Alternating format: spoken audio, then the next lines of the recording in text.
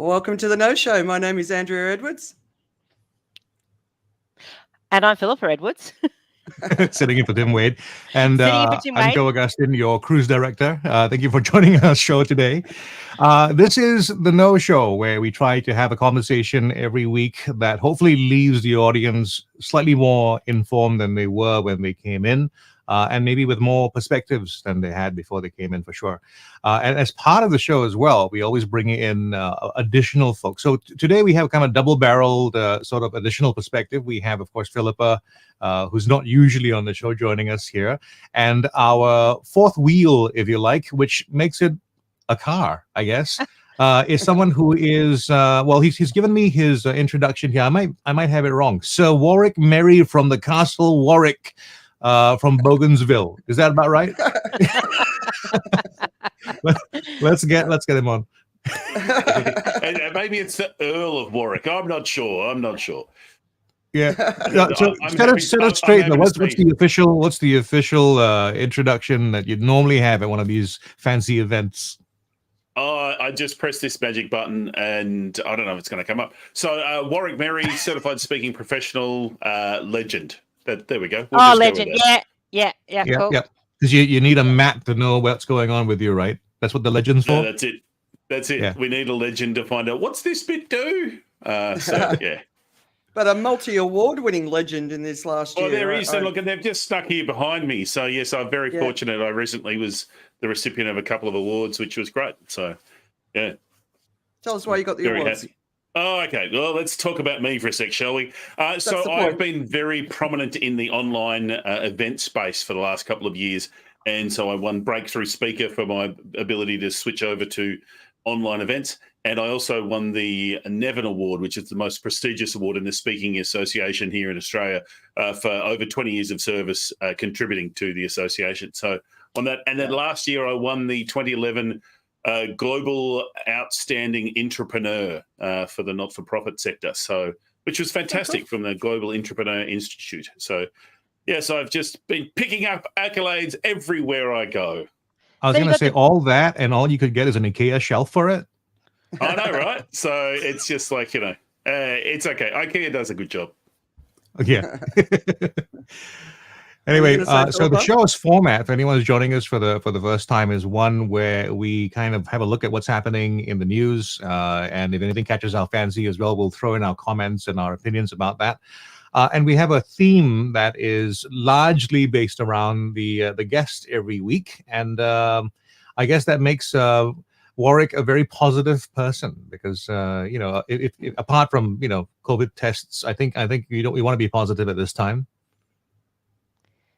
Yeah, so I just when I was invited on, and thank you so much for the invite. Andrea said, "What do you want to talk about?" And it is that how do we stay positive in a negative world? Because it seems that everything to get cut through, even if it's just on social media and TikToks and the latest politicians here in Australia, where we've just had our vote. It's the negative element that gets through. Look at any news service, the negative story. So how do you stay positive? So I'm looking forward to that discussion. If nothing else, I'd love to get ideas from you guys how I can stay positive when it feels overwhelmingly negative at times. So, yeah, we'll head there. Yeah, no, I'm looking forward to that chat. Definitely. So shall we get into the news and see what's happened? Phillipa looked like she was going to say something and then she didn't. Oh, no, I was going to say something before that it's amazing that Warwick, after 20 years service to the industry, gets a breakthrough award. And that just shows you can always reinvent yourself. Look, it only takes 20 years still to in be line an for the overnight success. success one, right? And there's one for overnight success. Yeah. Yeah. So, yeah, look, it was that COVID hit our industry, like many industries, really, really, really bad. And I'd already been doing a lot of online work, and so I was able to be quite successful online and share that skill with others. So, and doing stuff like this is part of what helps it. So now we can have this international conversation, sharing different perspectives, which I think is fantastic. That's one of the things I love about technology. So let's get cracking, shall we? Let's hit the news. The latest news updates. Here's Andrea. Alrighty. Right. So the first thing is obviously the Jubilee celebrations are off at full swing. I don't know if you guys have been paying attention. We're getting the news of who's there, who's not. who's acceptable in the family this year and who's an outcast. But I think we can all agree that Prince Louis is looking like he's the star of the show. Did you see some of the footage of him responding? It's hilarious. Yeah. You always got to have a kid there. It's like kids at church, right? Yep. Hopefully Dad's not picking his nose, though. Dad or the kid? Hopefully the dad's not picking his nose in church, though. Oh, that's an inside joke. Anyway. I was going to say, that's family secrets there from the Edwards clan. And I believe with the royals also, it's somebody else who does the picking for them. So. Oh, yeah. The royal nose picker. There was some clandestine shots of Harry and Meghan through windows talking to some of the duchesses and things, and they actually look really happy and quite kind of look like a normal family photo, but taken from paparazzi with a very large lens. And Andrew, poor fella, he's got COVID, the poor love, so he's not going. Yeah. That's Kelsey agrees. Timely.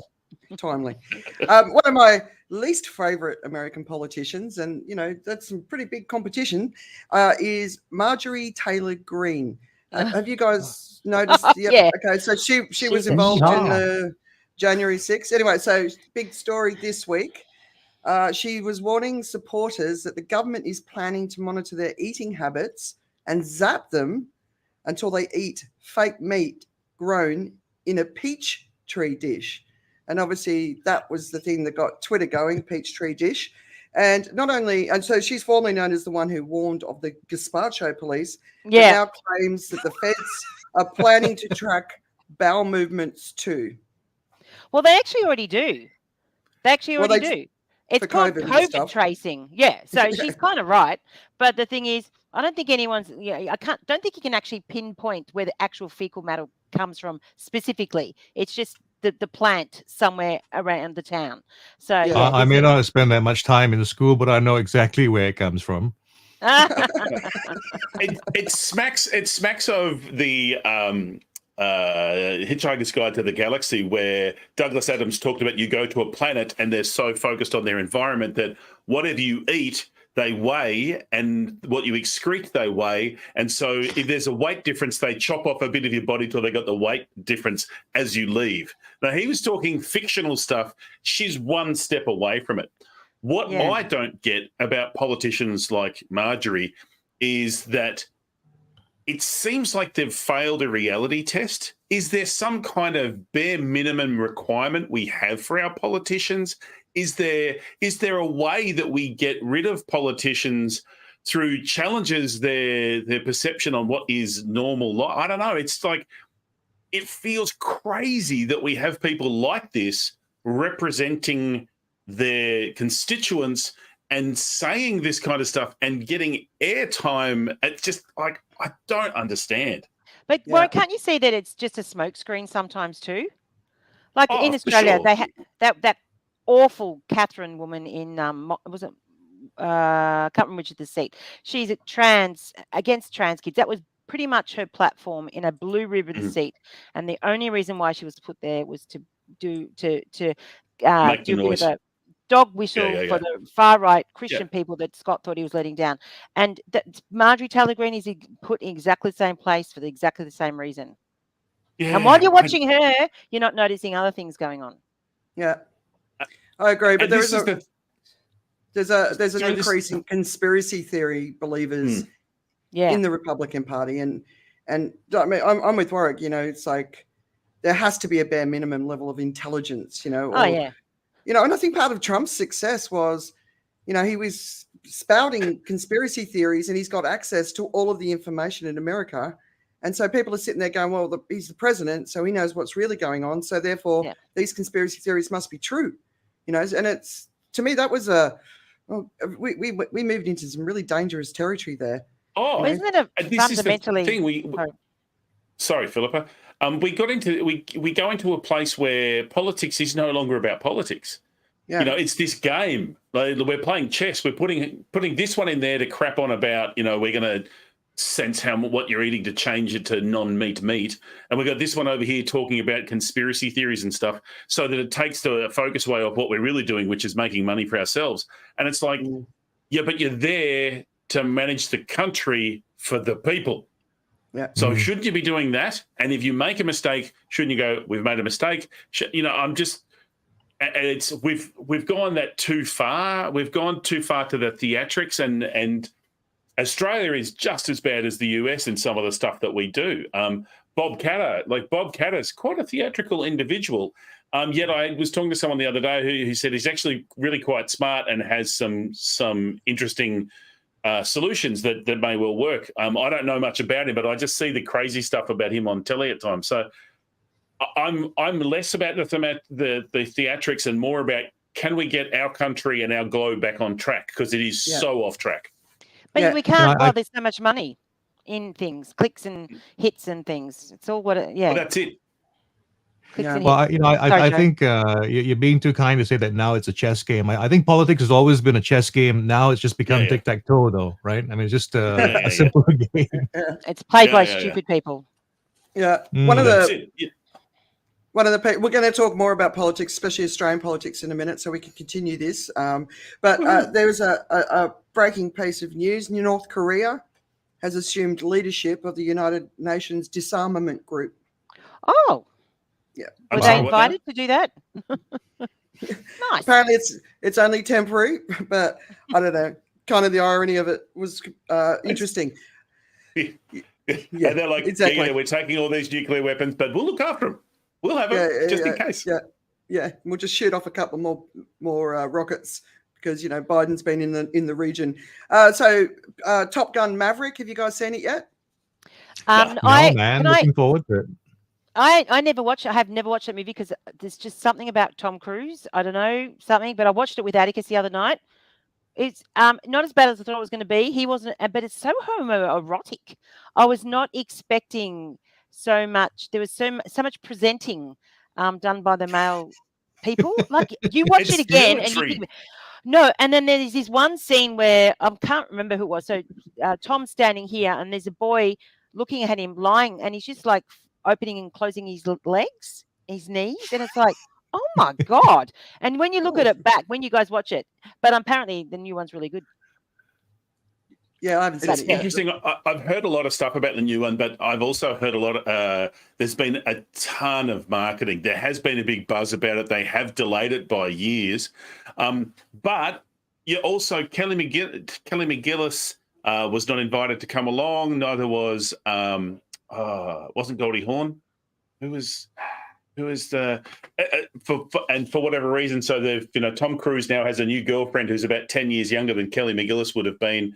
So it's interesting. There are some side issues that are being presented because of it, and it's around women in Hollywood, and there's not that many roles for older women or more mature women, and so it's very interesting. But there's also a line of thought. My brother-in-law, who's a big fan of this kind of stuff, he's just like, it felt like a 2-hour ad for the American military. So I'm like, okay, whatever works. Well, the first one increased recruitment into the Navy by 500%. So yeah, like it's massive, and then when you hear this, there's a whole bunch of stories going on around the US Navy at the moment that I've covered in previous weekend reads, where morale is low. There's one ship that's like got so many suicides on the ship, and the commanders are just basically a bunch of arseholes, and there's all sorts of stuff going on in the US military, but specifically in the Navy, that's getting a lot of attention. Obviously in COVID, we heard of the big ships in lockdown because a whole bunch of people got COVID on the ships. And so it's kind of interesting. But it made $124 million in its first opening weekend in the US, which is the biggest success ever for Tom Cruise on an opening one. It's been celebrated because, like all of the successful movies in the last few years, have tended to be more in the Marvel sort of comics genre. So potentially a return to the cinemas, and obviously that's a big issue for the cinemas as well. But also, did you guys hear that? What's his name? Val Kilmer. He can't speak, so I'm not really sure what's going on. It might be similar to what Bruce Willis is going through. So his voice had throat cancer. He had throat cancer, so he no longer has a voice, and so they have some AI that he uses to talk for him. But apparently they had a role. I don't know if they've removed it, but he had throat cancer, and as a consequence of the treatment, he no longer can speak at all. So he was in the movie, but in a non-speaking role, is what I understand. Yeah. which is interesting. So they didn't have their older woman, but they could have a man that can't speak. All right. Yay for white men. Woo! Yeah. Old white men. I'm proud to be one. Pale, male, and stale, Warwick. That's what it. you are. That's it. Sausage fest. Sausage fest. Nice. Right. Let's move on. So there's an actress called Moses Ingram, and that's the lady's name. And there's been some coverage on some terrible racism towards her. She's one of the stars in Obi-Wan Kenobi, and I haven't watched it, and I will not watch it. And it's a pretty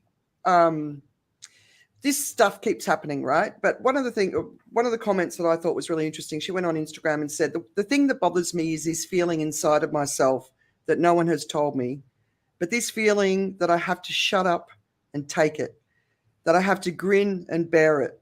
And I'm not built like that. So I wanted to come on and say thank you to the people who show up for me in the comments and the places that I am not going to put myself. And to the rest of y'all, you're all weird. I agree. And obviously Ewan McGregor released a video as well condemning the racism, but it was when are we ever going to get beyond this shit? And interestingly, Star Trek also Star Trek also came out and condemned the racism as well, which is very interesting considering the Star Trek versus Star Wars factor.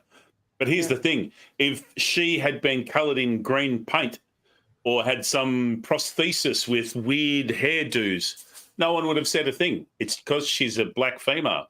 And this is the thing, like the Star Trek, Star Wars are the most inclusive kind of theatrical propositions. You know, there's all shapes and sizes, and yet and it's typically white male fanboys who, for whatever reason, think that it's not okay. And I'm like, as a real Star Wars fan, I find it abhorrent and I just don't get it. I just don't get it. And it's Kelly Tran had the same thing when she was in Star Wars as well. They continue. This is the evil of social media, particularly Twitter. It's just a horrible place to be, and the vehemence and violence is just unsettling. And I don't know if it's going to go ahead, but I don't think Elon Musk owning it is going to be any improvement at all. If anything, it'll probably get a whole lot worse. Yeah. And we still don't know if that deal's going to go through. So I suspect it won't, because Elon Musk has come out and said all this stuff, and Twitter is just like, yeah, no, you can't say that kind of stuff. So it's not going to surprise me if it all falls through. Yeah, and it'll cost him. But okay, anyone else want to? Did you have something to say, Phillipa? I just it could stop tomorrow if the guys running this, the white guys running the platforms, actually wanted to do something about it. But they don't, and they don't want to fix it because there's clicks and hits. I get clicks. And clicks and hits, and that's all they care about, because the guys that rise to the top in those kind of industries are not lovey-dovey kind of artistic, gentle, yoga preaching, love the sun kind of guys. They're tech heads. That's kind of their only kind of head function is that. So anything else is irrelevant. They don't care.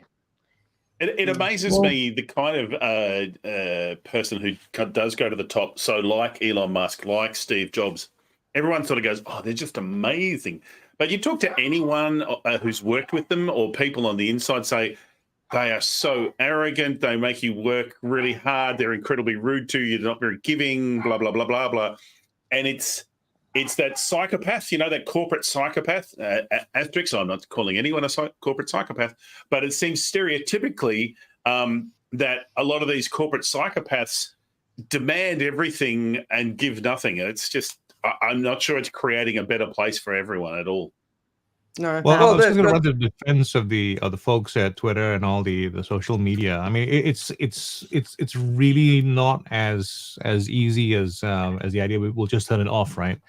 I mean, you can turn it off, but with a lot of unintended consequences. I mean, like, as anyone has tried to just edit a Word document and remove one word from your Word document and have it sort of come out all weird. That's the challenge that they have. I mean, if you were to completely censor it, then you change the nature of what it is fundamentally, and then what do you have instead, right? So I think that finely tuned machine if possible. It's quite hard to do. And Facebook had the same problem when they actually began to try to do moderation.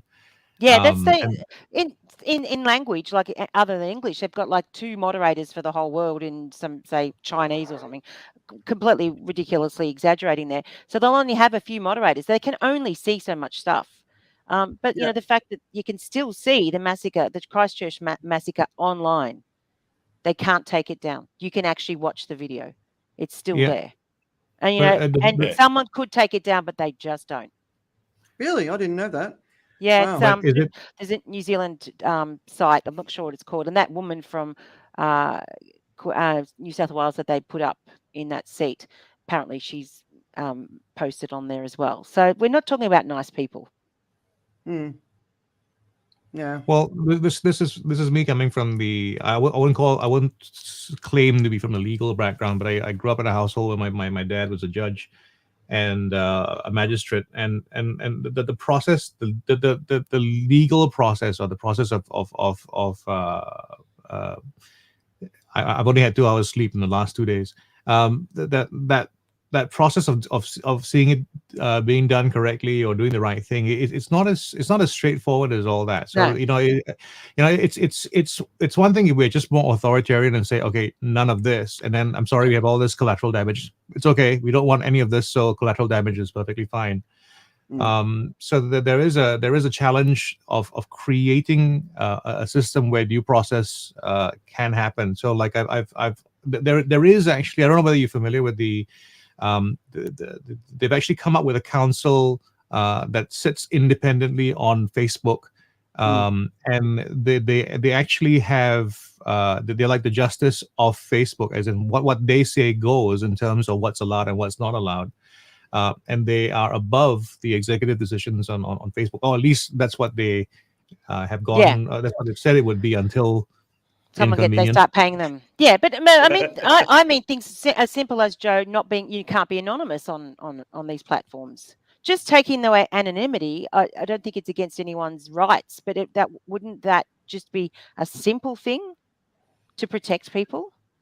Well, there is a challenge of so without the ability to speak anonymously, there is also one area that you're taking away from you. You're actually stopping those who have to be anonymous from having a voice. So it's one of those things where there are anonymous trolls, and there are also sometimes anonymous whistleblowers, and that's really the challenge, right? If you throttle one, you throttle both. Is that worthwhile? I mean, I understand that it's arguable that we don't need all the noise, we don't need all the angst, but at the same time, it's one of those things where you go like, I don't want any of this. I'm also simultaneously saying I'm not having any of this either. Yeah. But it surely you have to go for the one that's causing the most damage and evil, and like these mostly women, and the danger they feel, and the vitriol that is spewed at them. It cannot not. We have to move forward into trying to work it out. Yeah. Because people just say, I can't do it because. It brings a bigger societal question in that, yes, the technology companies have increased responsibility than what they currently are possessing, but also,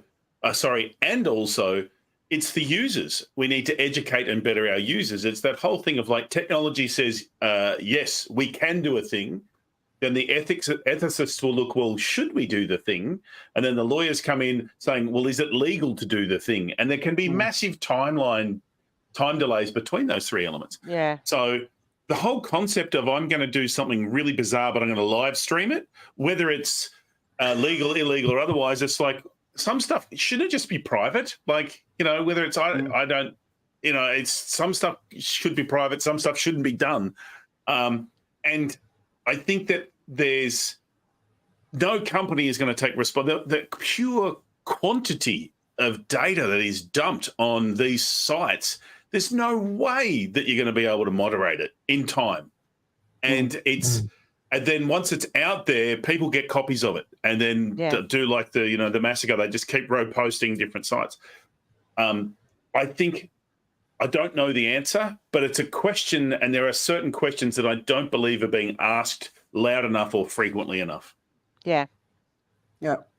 I agree. Society. We need to. Sorry, we need to address the problems in our societies and stop blaming the tools.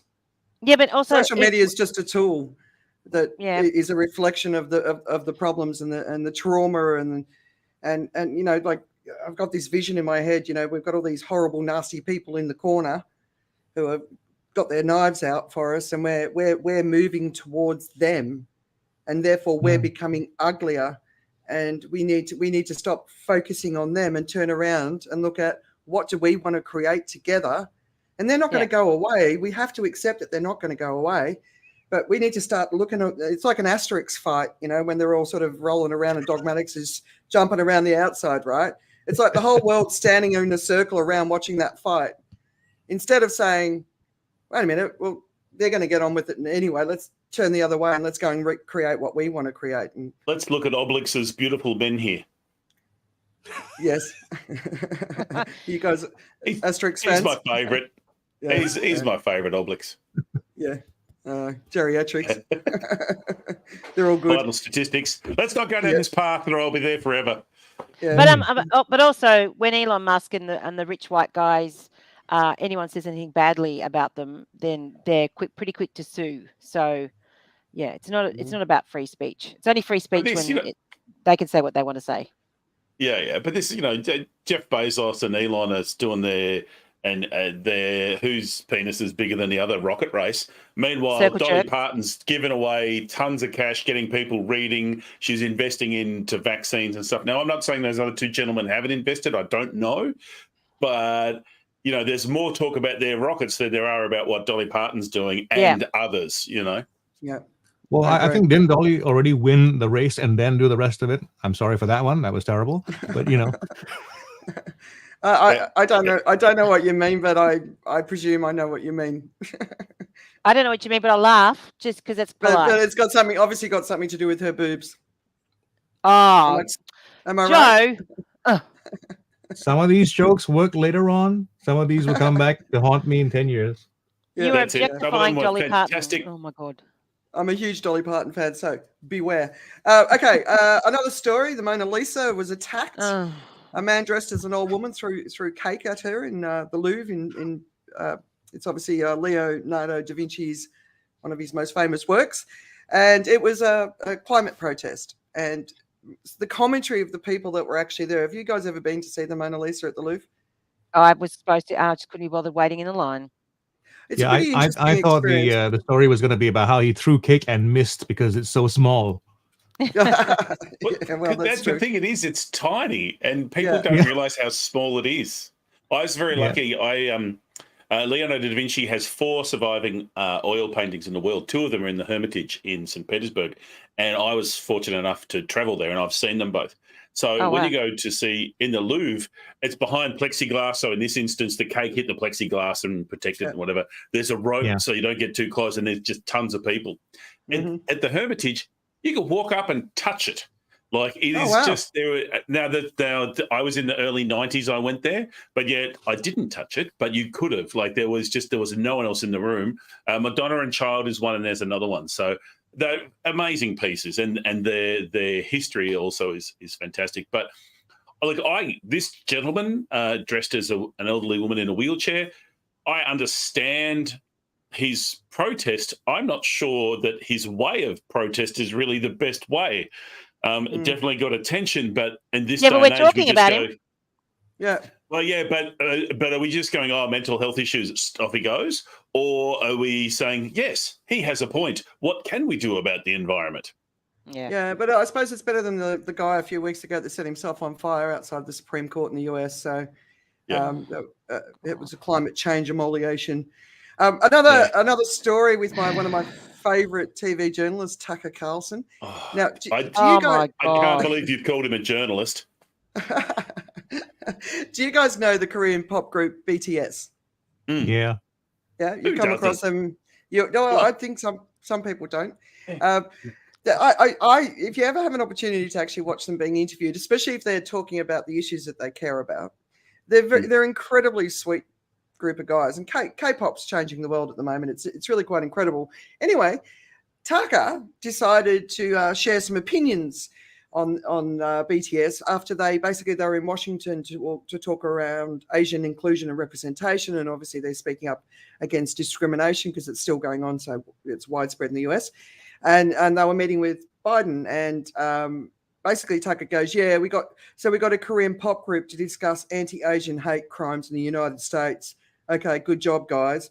And then he said, White House invites youth icons like BTS was helping degrade America, and it's working. So they have an army, and it's actually in caps. So I'm presuming that's their name, their supporters, right? And they've gone nuts. And they said Twitter lost its shit with memes and fervent prayers for Army. But basically what they're saying is even if someone makes a light-hearted joke against BTS, they get pummeled. And so it's going to be an unrelenting 24/7 onslaught of pain. In short, RIP to Tucker's mentions. And I don't think it could happen to a nicer guy. And it might be worth checking him out on Twitter and seeing what they're doing, because I think it would be interesting. The BTS Army are known for going off, and sometimes it's just a minor thing, but they do go off. And so you can't... You can't say a bad thing. And again, this is the extremity of fanning, right? So we have it with the Star Wars crew before, how they were going very negative against an African-American actress. And now we've got these guys going super positive and supportive and going against someone who is negative. But again, it's the extremes. Opinions are great and support is great, but it's the extremes that just takes the edge off and goes, really? Now, in this case, we're happy because, I'm happy because I'm not a huge Tucker Carlson fan. He's right up there with, Sky News After Dark, and I'm he's worse. He's much worse. Yeah. Look, and I'm just, it's very interesting. It's very interesting. It'll be interesting to see what happens. Yeah. Yeah, it's funny how Fox News is actually not a news channel. It's an entertainment channel, isn't it? No, like illegally. Yeah, it's not news. It's actually not news. They don't actually have to say the truth. Yeah. Well, I think that's kind of universally across all the news channels in the US as well. Unfortunately, ever since and here, I think it's no longer a requirement. Yeah. It's a business that's not news. It's how do we make money, and if whatever we have to say to get it, we'll do it. They were saying sorry, you go. I often question with some of these people who say some of these extreme things, both left and right, whether they actually believe what they say and how much is scripted. I don't know. Yeah. Well, I heard a podcast where someone was talking about having spoken to Steve Irwin, and I think the conversation went along the lines of, have you seen my show? And the reply was, unfortunately, yes, I have. And it was basically an insight into the way Steve went about doing his stuff. He behaved like an idiot to get attention for a long time for the stuff he really cared about, and because of that, he was able to talk about the stuff he really cared about. So there's a little bit of about that, because I think I always talk about the attention is the currency nowadays. If you want to get something across, you have to start with attention. And I think many of these people know how to do it. I think, of course, they're using it for the wrong things, but it really is about that. So the fight really is for those people who are on the right side of things to try and get attention. I mean, I think, and it's very fine-tuned sort of. You need to do some fine-tuning, right? I mean, you can be like Peter, and I think go too far with getting attention, and people don't want to be close to you. But somewhere in the middle there is a sweet spot where the good guys need to know how to get people's thumbs to stop scrolling, and they can catch some attention. Or we need to re-educate our global society of stop it, stop paying attention to it, stop giving them what they want, And to me, it's like, the things that I should be doing to get attention for the message that I want to share. I can't do them. I can't do that. Well, I don't want to do it, and it's completely outside. It's completely out of my integrity, and I'm not getting the views, the readership. I'm not getting any of that. But I would rather not get it than change who I am to play a game that I don't agree with. So I know we just need enough of us to step up and say, no, enough. We've got to change this because the attention economy sucks. But doesn't I agree, but at the same time, it's the access you want to get, with this particular audience, right? So it's like if I'm trying to get access to you, and I've got to stop you in a supermarket, how do I stop you in a supermarket, right? I mean that really is the challenge. So and the thing about, right? And the discussion's been on for a long time, as in, like, I think since the early days, there's been the people who are doing it sort of on the right side of things. So maybe we've had public broadcasting for forever, and arguably that's kind of the fair, proper way to sort of communicate and talk about right-minded stuff. But the market of ideas has kind of given you the result of it, right? I mean, commercial, monkey brain based advertising and stuff like that seems to work, unfortunately, because we do bear a lot more resemblance to the monkeys than otherwise. Yeah. Joe, isn't it also beholden on our reporters and our people at the television stations and all to actually print the truth, tell the truth, and not be beholden to the money as well? Because in Australia, 70 to 80% of our media is owned by Murdoch. So everything people read is what he decides we read, unless you know where to look. And most people don't know where to look, and they're just too lazy. So they'll scroll through, they'll read the Herald Sun, which is, they walk to this train, they pick up their paper, off they go. And even the Age, like the Age was printing today, Labor won the government, but you wouldn't know that. One government, we wouldn't know that by reading the mainstream press. And they'll put a headline, Labor pulls the plug on the East-West Tunnel. But in the body of the article was basically the former Liberal government hadn't actually put this money aside so they could build the tunnel. But the headline reads that Labor stuffed it up. But the truth is Liberal stuff. And it's like every day you have to read through that. You have to, and people don't, like my mum and brother, just read whatever, and they take it to be the truth. And they always, and they actually should, I mean, as much as they shouldn't, they should be able to do that. They should be able to trust their sources.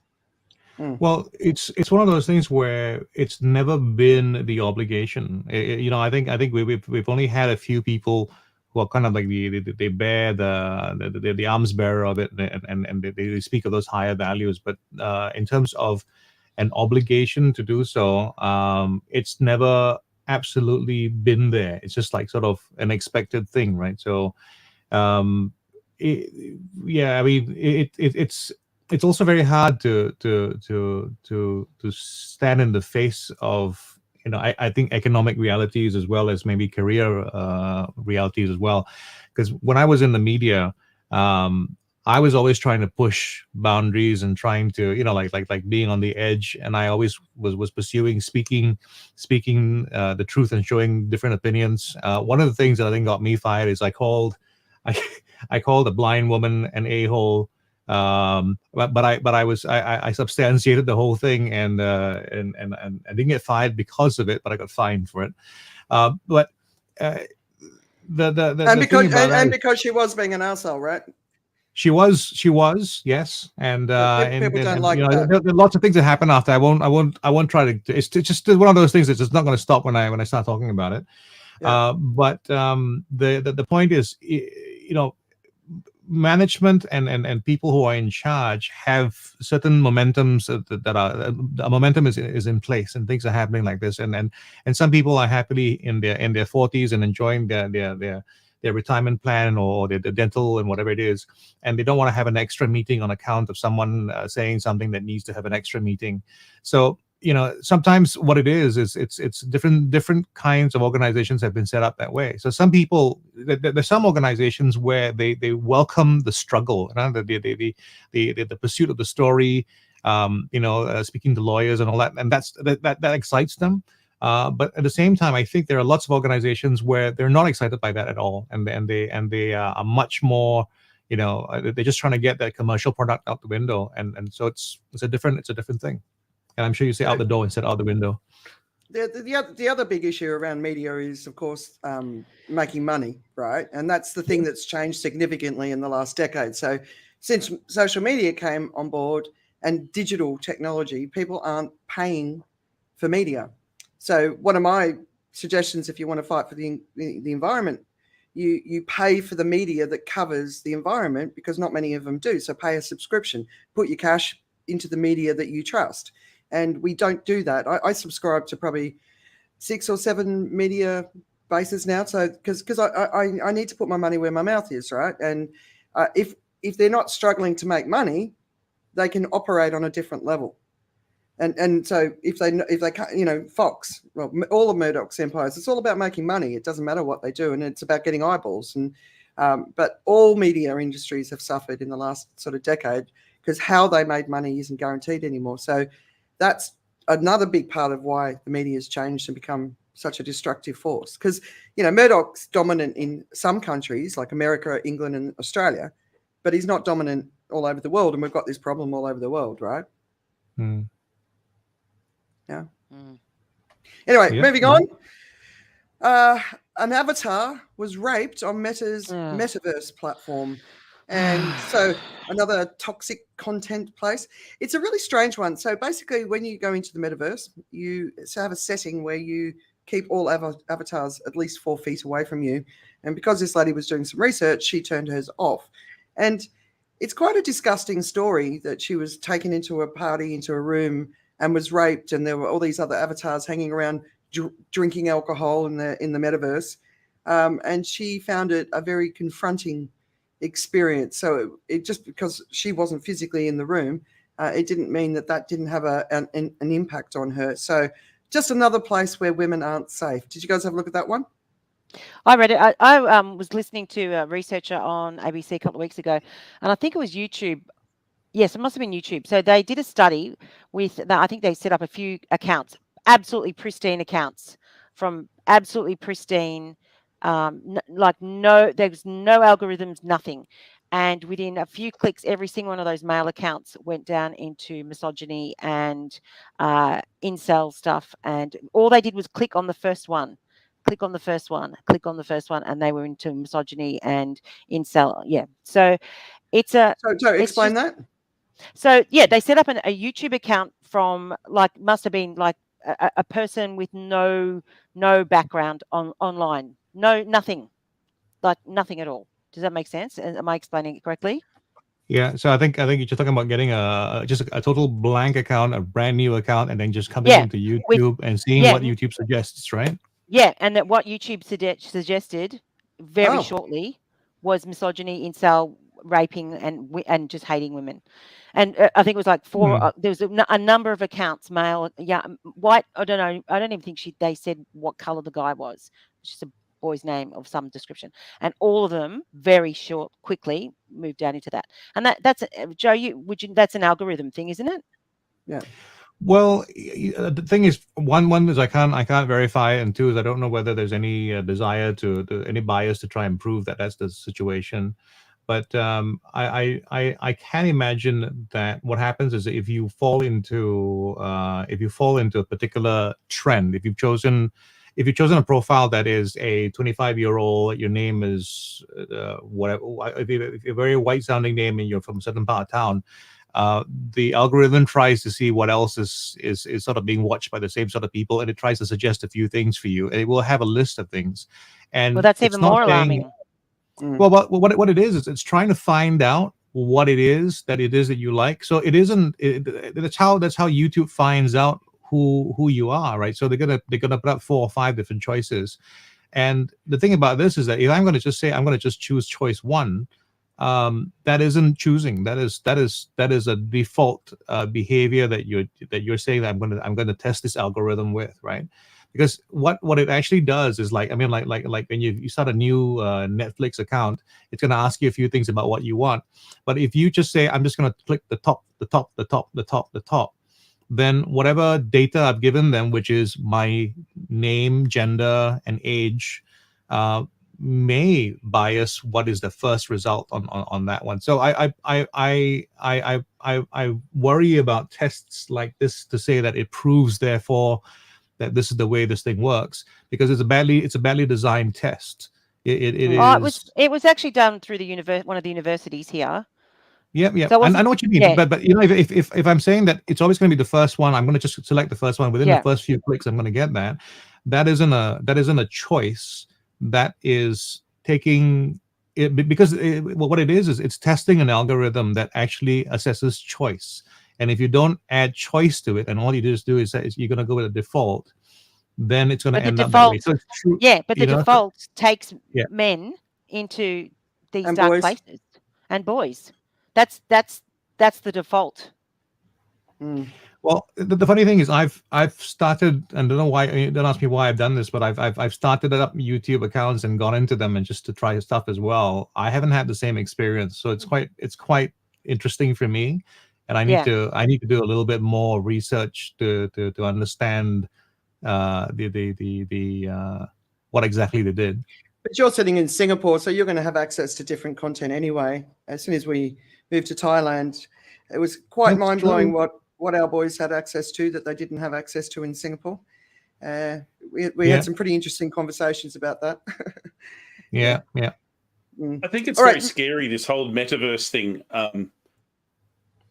What I think scary is that in reading that article talking about some of these platforms, the default metaverse platform that Google had set up, or was it Facebook had set up, they put in the default of 4 feet as a distance as a default because they were concerned from the very beginning that the harassment that could take place. And what's happening with our digitization is we don't have to look at our victims in the eye. We don't sort of have to take responsibility. We can just do whatever we want. And the fact that people want to do this on such a scale and hide from the consequences is scary. Like, it is super scary. So I know I don't understand. Like, I feel for this person who was raped on the metaverse, but some of the choices that they made, I don't understand. I definitely don't understand the guys who are like, "What? Why would you do that?" Like, I don't. Yeah, it's just, again, it's crazy. And this is what I see is one of the great failings of our modern society is that we've had a massive shift from the me to the we. Sorry, from the we to the me. So we've gone, it used to be all about how can we all care for each other and make sure everyone's okay. And now it's like, as long as I get what I want, I really don't care about anyone else. And so this metaverse is just, I can rape, pillage, plunder, do whatever, and there is no consequences, so I don't care. So it's just crazy. Yeah, I agree. But that's what happens in the real world as well. Warwick. Correct, and that's it. And it's like, we're seeing this with the Elon Musks of the world. Like, I don't do whatever I want. I don't care. I've got the money. And even managers, middle managers, just people in nightclubs. So I want to do this. I'm going to do it. I don't care. Yeah, crazy. Yeah.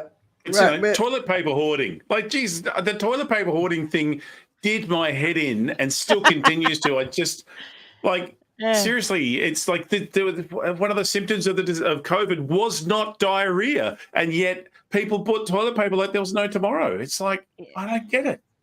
Omicron diarrhea is a symptom. You'll be pleased to know. So is it? Maybe that. Maybe that's what we stole it for. Thinking ahead. I was about to throw out the fact check on that one. Yeah. Sheryl Sandberg is stepping down as CEO of Facebook and Meta. So she's been there for 14 years. And so the media coverage around this is really, really interesting because on one level, it's like honoring the job that she's done and her heritage with Lean In and all that sort of stuff. And on the other side, there's a lot of angry media about the role of Facebook and Meta in societal breakdown. So I don't mind her being hauled over the coals for that, as long as Mark also and the other parts of the leadership team get called over the coals for it as well. Have you guys been noticing? Just a quick PR tip in my early years of learning how to be a PR person. If you want to understand media bias, it's all in the photography. So I've seen some photography where she looks old and haggard, and I've seen other photography where she looks beautiful. And so basically, if the photography is unflattering, it is very, very clear bias from the media institution that they don't support that person. So I think it's a good thing to know if you didn't already. Anyway, what do you guys think? Well, can I firstly say, since cocky was an egg, it's only women that ever suffer the consequences of bad behavior. I mean, of course, that is a gross generalization, but generally speaking, a woman will suffer the consequences of a man's bad behavior, and that's it.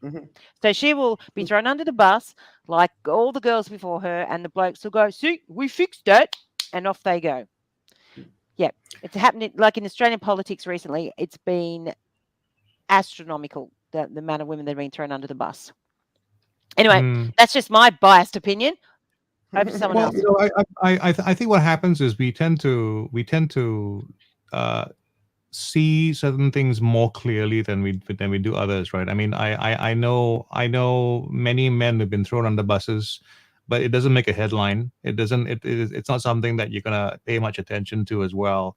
And I think in terms of being seen as a reason for a lot of success in Facebook, she gets the credit for that as well. So I really think it's been quite a fair run for her, and I think, you know, I always have the problem with cherry picking which side of the coin we want to live on, right? So I have friends who want full equality, but let's be nicer to women, and I go like, that kind of doesn't sound the same thing. Sound like the same thing to me, because it means that you should also take whatever stuff comes along with that. I mean, there's impolite behavior done towards men. Why is it particularly much worse against women? Well, we might say that, well, it's if you subscribe to the thing that we shouldn't be as rough with women, then you go like, well, hang on, then we're going to treat them differently, are we? You know, no, Joe, can I pull you up on that? That's I'm hoping you're not thinking this, but it's like saying there's two houses, one's on fire, but you got to treat both equally. The problem with women is men are punching down, and when men realize that they're punching down, then things might change, because nothing's going to change until the men step up. And if blokes don't realize there's a problem, it's never going to change. Never. And so you can't punch down. Yeah, it's like saying Black Lives Matter, yes, but all lives matter. It's like, yeah, all lives matter, but at the moment, the black people in the houses, they're on fire. And at the moment, we can't look at these people because we need to look after these people. And equal it's not cake. If I get more equality, doesn't mean you get less equality. And I think if people can stop thinking of equality as cake and things being taken away from them. And I also think a big problem is a lot of I don't know, maybe this is a big extreme. I reckon a lot of blokes are a bit scared that what will happen if women do get equality, because maybe they'll start suffering the consequences of being treated unequally. And that's the thing. People don't want to give up. They're comfortable. These people in power, these men in power, they're comfortable. They're getting everything they need, and they don't want to give any of it up. And you can't punch down. Well, the reason I speak from a different perspective is I came from an organization where all my bosses were women and their bosses were women, so we had a hierarchy of women as well, and I found there was there's some aspects of it. I don't think it's as simple as just saying that, you know, it's not. I think the all lives matter comparison, it can and might not work at the same time, because I think we sometimes choose what's convenient for ourselves at the right time. And I speak as someone who is the father of a child in a wheelchair, right? I mean, it's a handicap. As someone in that situation with those challenges as well as privileges, I'll admit to picking and choosing sometimes what's convenient and best for us when it comes to, you know, getting parking or trying to get a priority at a certain place or whatever it is. There's a lot more nuance to it, I think, than just saying that it's the way it's always been. I mean, I really think so. In terms of being thrown under the bus, I really. It's hard for people to even think about the last time you hear about, if you think about the narrative, right? I mean, there's so many male bosses that have done terrible things or done bad things or been thrown out or whatever it is, and they've been thrown under the bus, whatever. And there's no additional narrative to it in the sense that I go like, well, he was incompetent. Oh yeah, okay. You don't have like, well, he was thrown under the bus because he was a man. I will say that I've been in a situation where as well, where we've had sexual harassment, in my opinion, in the opposite direction. Yeah. I've been there, and I go that, and it's it troubles me about this idea that we're trying to just. I think equality is something that is that it's something that can be achieved, and I do want to play it as equal. And I just want to go like, don't make someone have to tie their arm behind their back just so that you go like, well, it wasn't equal before, so now we're gonna make it unequal in their favor. It's a subtle flavor. I love all you guys and girls and everybody. No. It just needs to be meritocracy. And like you in that workplace with those women, that's not equality either, because that's not a fair representation of society. And there's a Swedish study that came out. Once you get rid of once you start bringing the women in to corporate positions and things then you actually get rid of the mediocre men, and things do start to equalize, and then and the male and female balances out each other. And the thing with the male boss is traditionally they were all male bosses.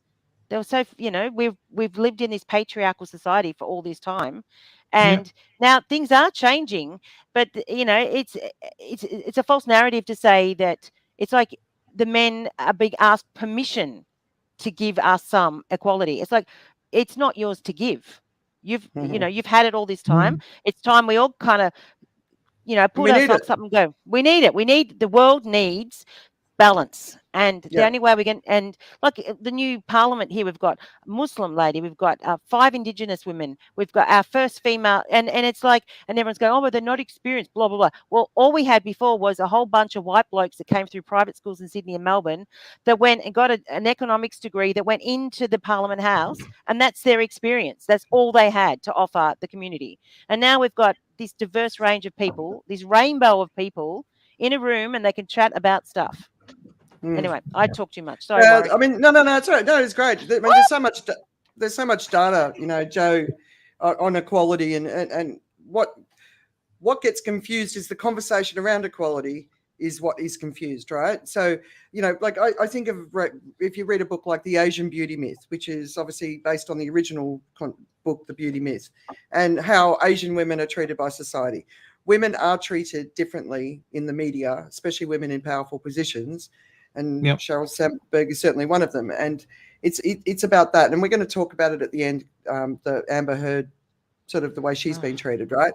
But there is a difference. And it's not just men doing the wrong thing. It's also women as well. Yeah, so, absolutely. But let's tick through, because Elon Musk is obviously up in the media again. What a surprise. Because he's told everyone either return to the office or leave the company. But one of probably the stories that I've been tracking for the last few weeks, and I'm sure you guys are as well, is obviously the shootings in America, obviously following the one in Texas. But a couple of pieces to read. America, how long will you sacrifice your children on the altar of gun worship? That's in The Guardian. And another one, our narrative of mass shootings is killing us. And basically this to me is one of the really important pieces, right? So within days of mass shootings, another mass shooting occurs because they're inspired by the mass shooting to go, and they want it. The second thing is they love the notoriety. They don't want to be on the fringes. They want to be in the center. But the third thing is when the Bastille Day attacks in Nice in 2016. I don't know if you remember that. That was the truck, I think.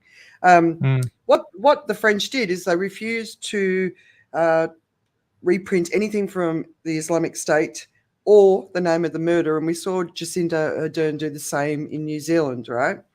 So basically the idea is you take the fame and notoriety out of the opportunity. Yep. There's a good chance you're gonna reduce the occurrence. So as a minimum, in America, they obviously don't want to get rid of their guns. I mean, 80% of the people do. But as a minimum, some media consensus on how to approach it, I think that's just a bit of common sense. Wouldn't you guys agree? Yeah, but it's not very common. Well, I think what they should do, and just being a bit ridiculous, is every time they feature anything to do with the shooter, they have to put on one of these Snapchat filters that Warwick introduced us to and put them on their face. You know, there is a sense of being ridiculous, right? I think Yeah. If you can, when I was tasked to be part of the smoking cessation committee in Singapore, we already had such low smoking rates. I was thinking, how can you make this better? I was trying to push the idea of the campaign that says, do you want to be an idiot? I mean, here's how to be an idiot, and do the whole thing, and build the idea that smoking is idiotic. They didn't go for that, but if you can, I think if you can set it up so that the reaction and the coverage and everything is very predictable, you know what's going to happen, so that when you think that if I'm going to be involved in some kind of mass shooting or whatever it is, I am definitely going to show up on TV in a really bizarre way, and not in a way that I want to deal with it. I think that can really, I think it can help. Yeah. Well, they had remember in Australia, they had that for blokes talking about men with small willies and speeding. Right? Yeah. For speeding, yeah. America's weird when it comes to guns. It's really interesting. Justin Trudeau has just put forward the proposal to stop handgun sales in Canada, and which I think is fantastic. And so often people say to Americans, just do what Australia did, do a gun buyback. They couldn't afford it. Like, they could not afford it. A lot of people forget that we added, I think it was an extra 2% income tax to pay for our gun buyback here. It is such a different mindset around guns. And the comment was made back with Sandy Hook, when it's like, when they're willing to sacrifice their kids versus their guns, you will never win this. And again, there's this whole political process. Again, the Senate or the Congress, a lot of these old white men who get paid very well by the NRA. By the NRA and gun manufacturers. Yep. Yeah. And they go this, hopes and prayers, and we need to make sure back doors are unlocked, or they need teachers to have guns. They can't, have these banned books, but they should have guns. And I have some friends in the US who are really smart, like really smart. And they firmly believe that what we need is more guns. And I don't understand why you need armor-proof bullets, or armor-piercing bullets, and military weaponry. I don't get it. Don't get me wrong. I used to take my shotgun to school every Wednesday. I took my gun to school. We had trap shooting.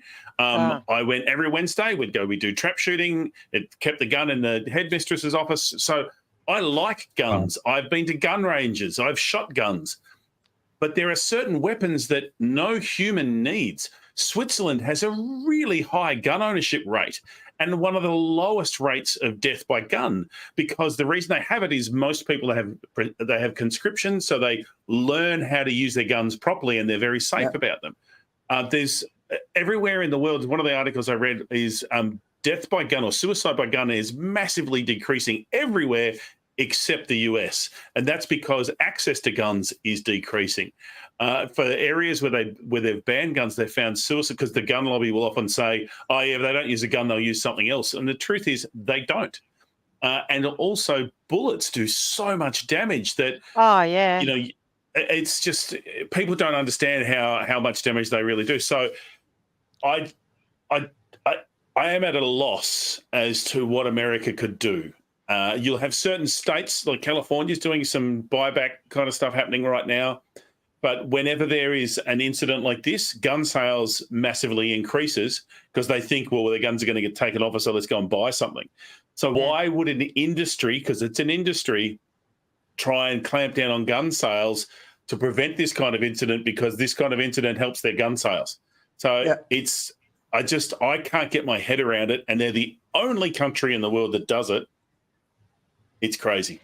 My big take on it is it all ties in with the abortion bans and the banning of the books. So they're banning books, and they're banning in Texas. They're banning, women wanting, as soon as Roe v. Wade's gone, then there's the $10,000 bounty on anyone that helps a woman get an abortion, and even from conception, even if your dad rapes you, whatever, you can't have an abortion. And then so they can ban that, but they can't ban assault rifles.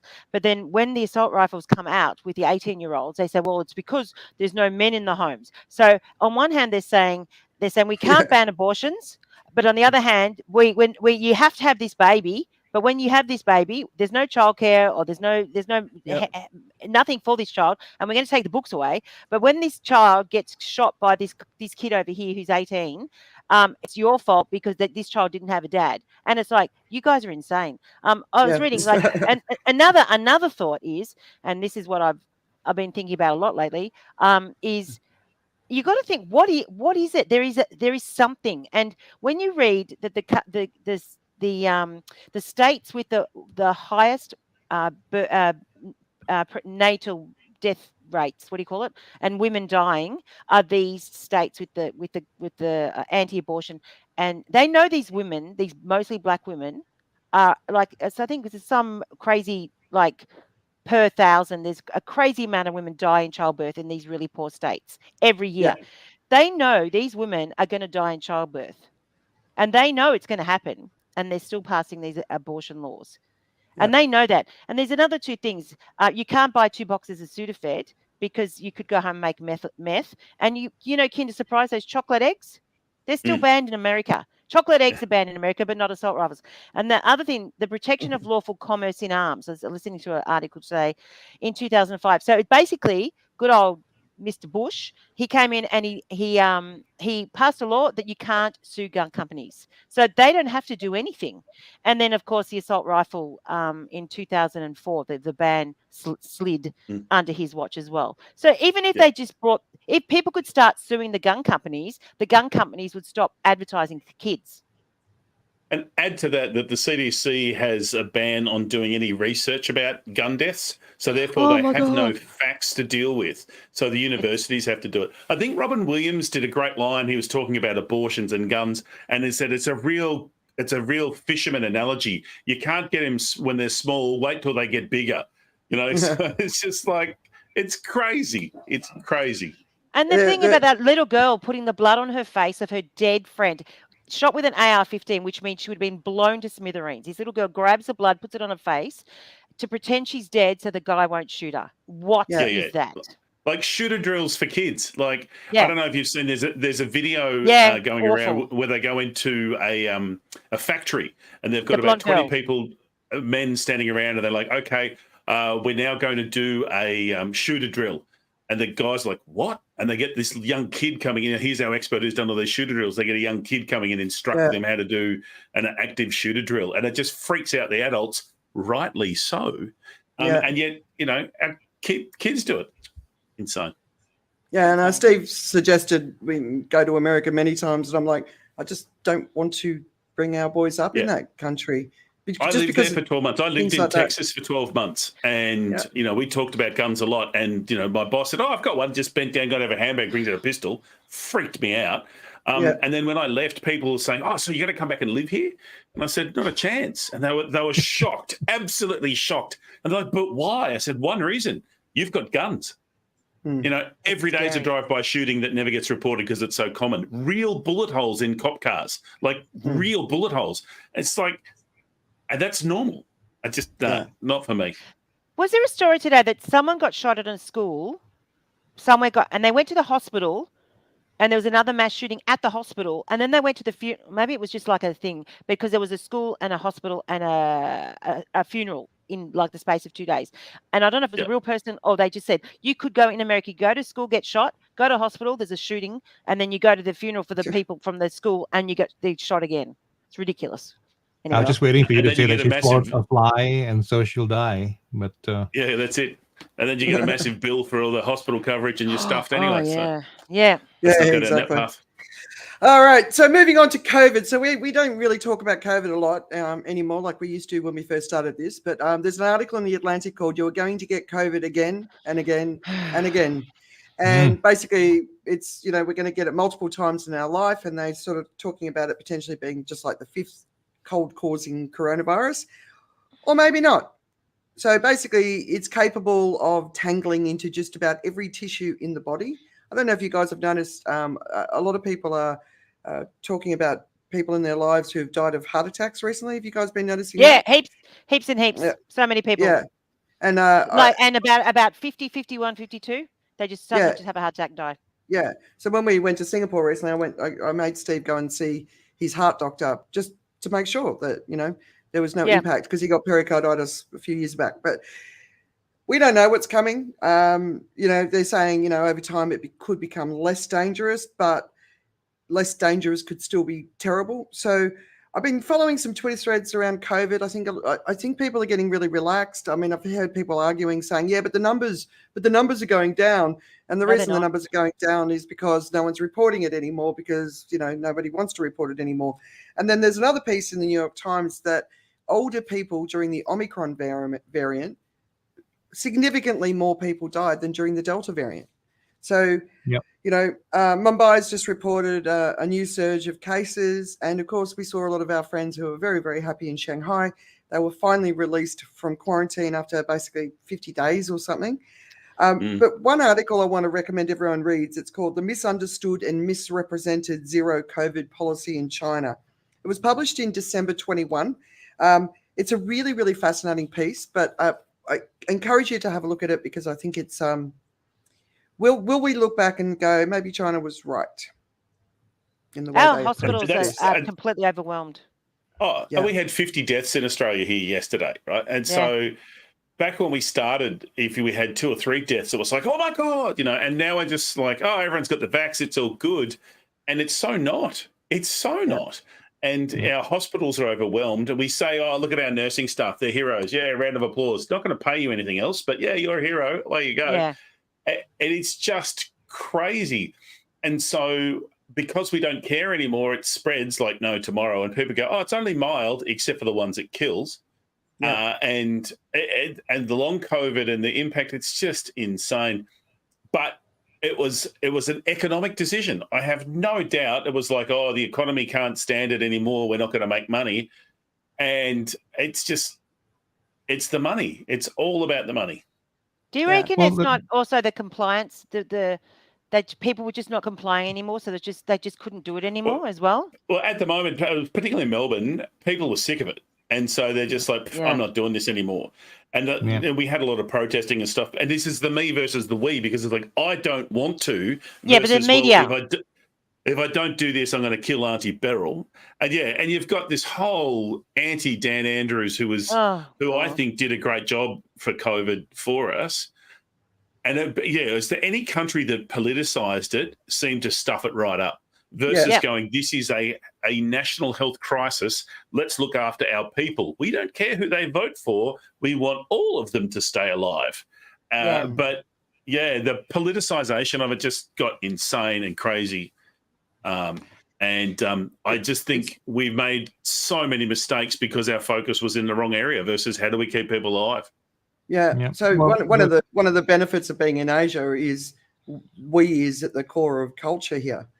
So everybody did the right thing. Singapore just only recently came out of lockdown, right? Not lockdown. I mean, it's been softening for a period of time, but that sense of we all do the same thing for as long as it takes as a community is still very, very strong in Asian societies, and it's something I really admire around Asian culture. And in poor places, slums. It's impossible for those people to be isolated, right? But I think we still wear masks here in Thailand. That's what you just do until they call it an endemic, which apparently is going to be happening in July. Everyone's still operating by the rules. We do ATK tests before we go into public gatherings. People do what they need to do, but the Western approach has just been. It's actually quite mind-boggling sitting in an Asian approach, watching the Western approach, especially the politicization, which was never made any sense. Well, the challenge is, I think, always about the amount of choice you have prescribed in your life, right? I mean, the thing about right now, the ethical situation, right? It is actually getting to a point where ethically they can say, you know what, we're giving up on restrictions because you all have had enough of a chance. The people who are most at risk right now, people who have not been vaccinated, who refuse to get vaccinated, And so they're the ones. And the problem with Omicron right now as well is that it's more contagious because you can get it more. I mean, it's easier to catch. So not only is it easier for you to carry it around, the kids can get it too as well. So that's that combination of things all happening at once. So it's going to find the dry wood a lot easier. You might not be the one to get sick, but you're going to carry it to somebody else who will. Yeah. And the thing is, they've also, but they've given enough of an opportunity, they feel, for everyone to get vaccinated, and at least to bring yourself within the boundaries of math. There going to be those people who are still susceptible, and that's whether or not you have the vaccine. But the numbers are what they are. If you look at the numbers of people who are with severe disease and dying, it's always going to be much higher in the unvaccinated numbers, unvaccinated population, and that's something that unfortunately it's something that they allowed.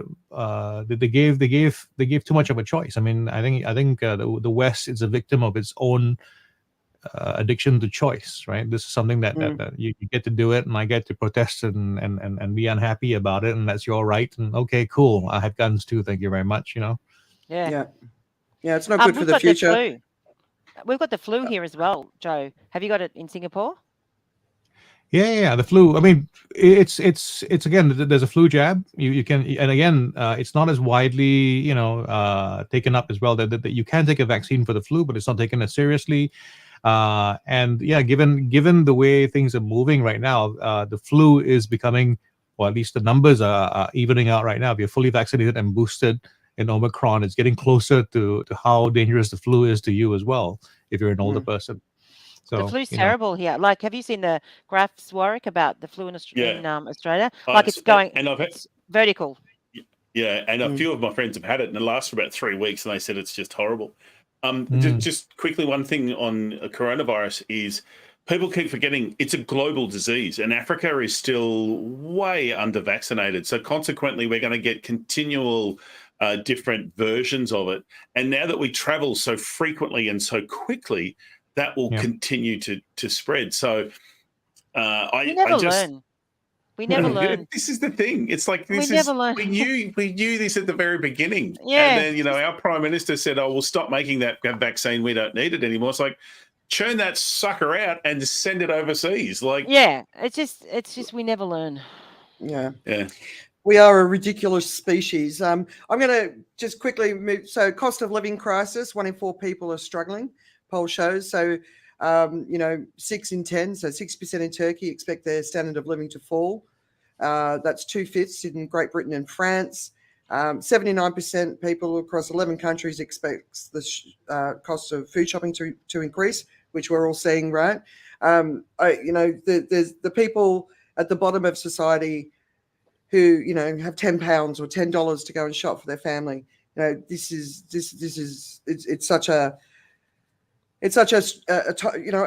Here's one idea, right? We have 3 categories when you go shopping, and you get it based on your tax. Category 1, Category 2, Category 3, and you have an identity card or a code or whatever. The people at the bottom of society who can't afford inflation, why don't they, for essential items, right, they pay a certain cost so that they can afford to feed their family. And then 2 and 3, the middle class and then the super wealthy, they pay the higher cost. And they cover that inflationary cost for the people who are just trying to feed their families. We just got to come up with solutions like that, because tax the billionaires. Well, there's obviously that, but like universal income. Universal income is the future of what we really need to seriously look at. And there's been I can't remember, it was an area in Norway or Denmark who trialed it and it worked well, and then for some reason they stopped it. But yeah, it really is. We look at things like Star Trek and just go, a place where everyone works really well. And part of that is like they got rid of money, because money is a way, and I've had some business people say, money's the scorecard. Money doesn't mean anything. It's the scorecard. You count who wins and who loses. And it's just like, well, that's not enough. I don't want to measure success based on dollars. Like I want it to be around how my health and the lifestyle that I have, the people that the time to spend with these people. So if we can do something like universal income, if we can completely flip our taxation system, surely there's got to be a way that we can look after the people. And this is what we seem to have lost in terms of looking after people, looking after those who don't always, for whatever reason, have the ability or the opportunity to look after themselves. It doesn't mean they can't add value to our community. So it's just there's got to be ways that we can look at to be able to do this. Yeah, stopping the chat. That I remember having this conversation with this lady in America, and she was criticizing single mums, and I was sort of sitting there listening to her, and I'm like, I'm listening to you criticizing single mums, but when are you going to criticize the people who actually caused the economic breakdown in the first place, which are the multi-millionaire bankers? Like, why don't you feel that hatred and anger towards them versus what about the dads that left? But not even so not even that. We give the bailout funds to the bankers and call it stimulus, but we can't give money to the single mums or single dads or whomever are welfare recipients because it's like, they don't know how to spend their money properly. But the and they're taking advantage of us. Bonus. The bankers gave themselves a bonus like crazy. Could I ask you to have a rethink about something, Warwick? Yes, please. I don't think we were ever that society you think we were. No, correct. I don't think we have always I am speaking for Joe in this instance, but as from what my experience, Asian, it's always about the community. So the grandparents would live and everyone would look after each other. But us Anglos and English, that's never been the case. Poor people have always been even the chimney sweeps dying up in Victorian times, and the kids being buried in Catholic church. Oh yeah, we've never white people have, but we've never been those people. We think we used to be. We never were. We need to move into being that community where we actually do look. And the lifestyle that we've lived is what's putting the world on. It's on the back edge of a cliff, right? But it always has been. The empire has always been on the back of the less people. So we never were this benevolent. We never were. No. And and I'm fully aware of that. Sorry if I came across that way, but no. I know it's more of a thought. But I think it was the 60s when families in the West sort of really started to physically separate. Whereas before that, there was a lot more of that sort of community living. I don't know. In Westerns. Yeah. Everyone left when they were 18. They all moved away. They all got married, had their kids, and moved away. You think about post-war Australia, and our grandfather, I was going to call you Hetty, Andrea. He went off to Queensland to cut down sugarcane. They didn't have anyone around them. Everyone. It was just this nuclear family all the time, all the way, and kids got out when they were 18. There was nothing here, and poor people. I remember the awful way they used to speak about Indigenous people when we were kids, and it's just how it was. And any Indigenous person on telly was just always a drunk. And so now you see all these amazing Indigenous people around and First Nations, and it's like, oh my God, we've been fed this lie all this time, and they knew what they were doing, and I'm just ashamed of it. I'm ashamed. But anyway. All right, so the global economy is obviously in a bit of a state of crisis. I was just saying that there was an article I didn't get to share with you guys, but there's a warning as a new crypto price cash is expected to hit Bitcoin, Ethereum, BNB, XRP, Solana, and Cardano. And then Jamie Dimon, who's the CEO of JP Morgan, who's in the media a lot at the moment, he said they are bracing for an economic hurricane. So I just wanted to say, Joe, how's it going at your end?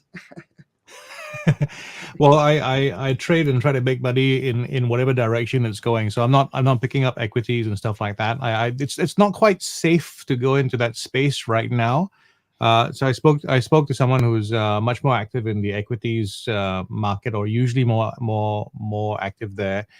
The market hasn't recovered or pushed back enough to confirm that it's back on the way up. And there's a lot of stuff that actually isn't going well for it right now in terms of what to support the market, because the the economic policies right now, for instance, it's changed quite a bit. The Fed has changed the policy so that it's now less supportive of making money freely available, and that's always going to have a negative impact on prices and stuff like that. There's not so much support because there's not so much cash rushing in to buy stuff. There's also the policy now is also trying to prevent too much consumption in the broader economy because of inflation, and all the broader consumption is what helps companies recover and helps I guess share prices have a bit more buoyancy as well. So the market's encountering quite a lot of headwind. The hurricane maybe not just yet, but people are struggling along to find a good position. There's still people feeling on both sides of it. I mean, I saw one interview with an older investor who said that he's getting ready for the worst bear market of his lifetime. You know, it's a matter of actually in the end it's all about price action. It really is about price action, right? All the news can be presented, all of it can be there, and you can say it's good news or bad news. Ultimately, what happens is where the price goes. If the price falls below a certain level, people automatically want to try to protect their wealth and protect whatever they have. They're going to release the sale, and then once that happens, it's going to drop down. And if there's not enough from people who think that it's good value and want to buy it up, then it's just going to fall through. So the news isn't what drives necessarily where the market goes. Price action is supported by the news. The market's always looking for its excuse to do the next thing it wants to do. So, which is why sometimes you'll see good news and the price going down, and you'll see bad news and the price going up. It's not really about the news. There's very little to do with the fundamentals being in place for something to go up in value. There has to be a lot more around it. In the end, it's the management of risk. And right now, there is the ones who are going in and buying right now. It's currently cheap, but they're doing it at a risk. They must be prepared to take evasive action if it's required very suddenly. Can I ask a question, Joe? Because fundamentally, the market it does have an effect, but generally speaking, most people, it has no effect on, really. It's not part of their day. But it's kind of like this thing that's presented as a thing. But it just seems to be, it's like a gambling thing for rich people or people up here, this small group. And there's a lot of focus on it, but it actually, is it as important as it's made out to be, or is it just a game? It is a game with real world consequences, right? So if you think about if the market's doing well, and let's say only 5% of the population is suddenly becoming a lot wealthier, that usually translates into consumption, right? So I'm gonna go out, I spend money on this, I spend money on that, and that becomes this. It's a knock-on effect, right? So it happens here in Singapore as well. We see the same thing happening with car sales. Every time the market does really well, car sales go up. And we can tell that it's going up because the COE goes up as well, because there's a demand for cars. So there is a knock-on effect in terms of consumption.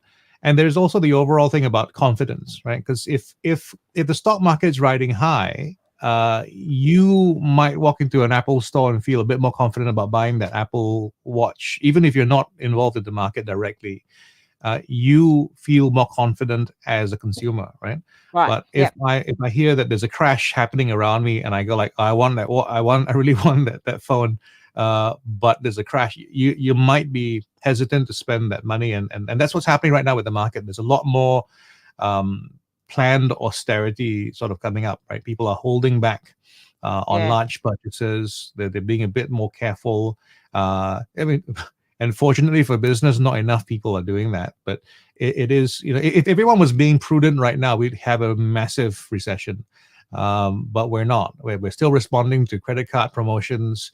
And every time Amazon sends you some sort of a link, you go, yay. I've always just found it really, it's such a bizarre way to gauge a community's success, is on this thing over here, whereas, people sleeping on the streets, everyone having their own homes. That doesn't kind of matter. Only this little kind of bit over here that's the stock market. I've just always wondered. It just seems like it's a game. But that makes sense what you said. Yeah, it's just where a lot of money is, right? So if you think about banking as well, the money, a lot of money is in the banking system, and that goes into the financial system. The financial system is what is in it's sort of like what's oiling the wheels of the stock market and the trickle down economics. Yep, that don't work.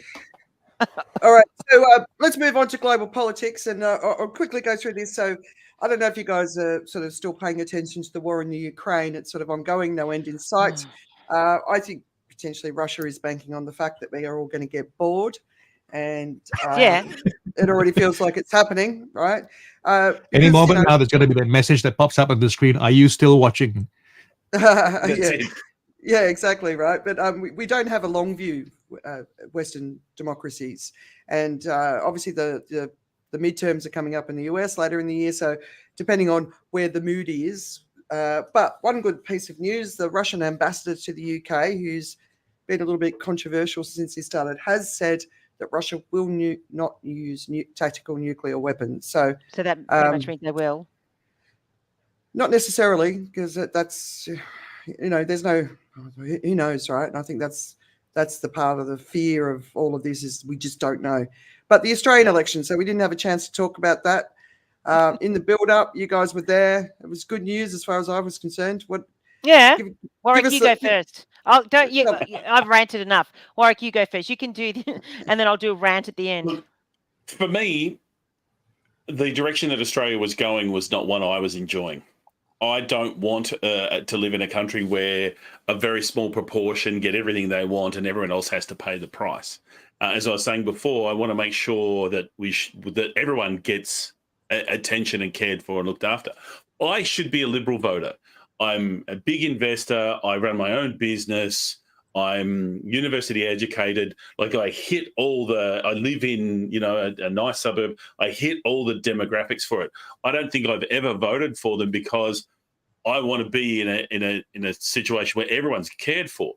Now, this new government that's come in has all the right words, and there's a lot of us who are sitting back going, let's just see what happens. I'm very pleased that there are a lot of independents because I think that they will put pressure on the new government to do things that are a bigger picture. A lot of they call them teal independents.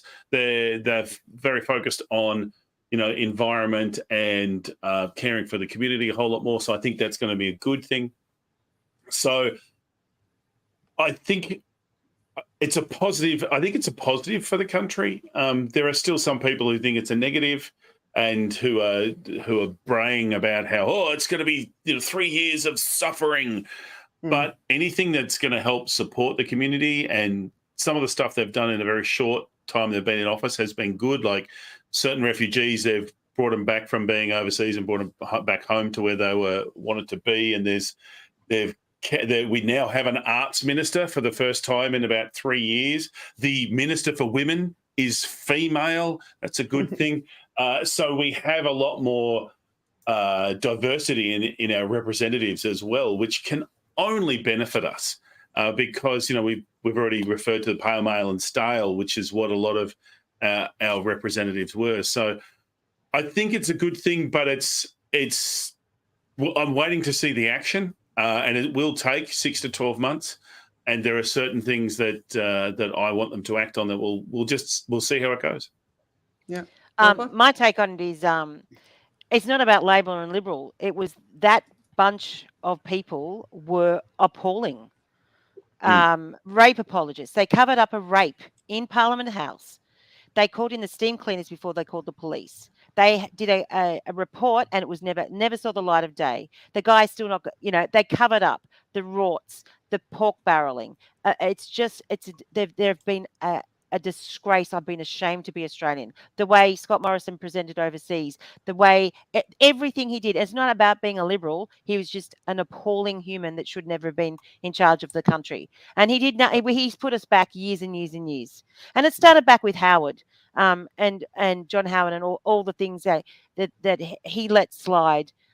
Even Susan Lay, 2 S's, because in numerology, if you have 2 S's, 3 S's in your name, means you're going to have more fun. Well, she's now the new deputy Liberal leader, Susan, and she was the environment minister, and she let 160 animals come off the endangered list. They just decided not to go and put the Tassie devil on the endangered list.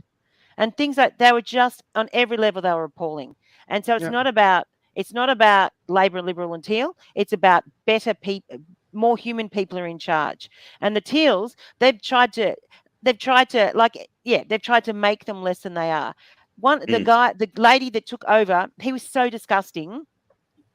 The woman that took over from Josh Frydenberg, this was Alexander Downer. She was sitting on the panel with him. The woman, she's the doctor of pediatric neurology at the Children's Hospital. She is not some woman. She is a highly qualified, intelligent, articulate woman that has ideas and plans. Josh Frydenberg was just one of the boys' club. And even here, Tim Smith, in our seat, our tier was Zoe Daniel, who's an ABC reporter, international, and she ran a really good thing. And he's this puffy white Xavier boy that he crashed his goddamn that was the other one, and he was just the biggest baby about the whole thing, and that they were just appalling. They need to go away permanently, not get themselves, and we need to move on from this way of living and being looked after, because they're not looking after us, they're just looking after their mates. So but you're both feeling hopeful, right? I'm hopeful.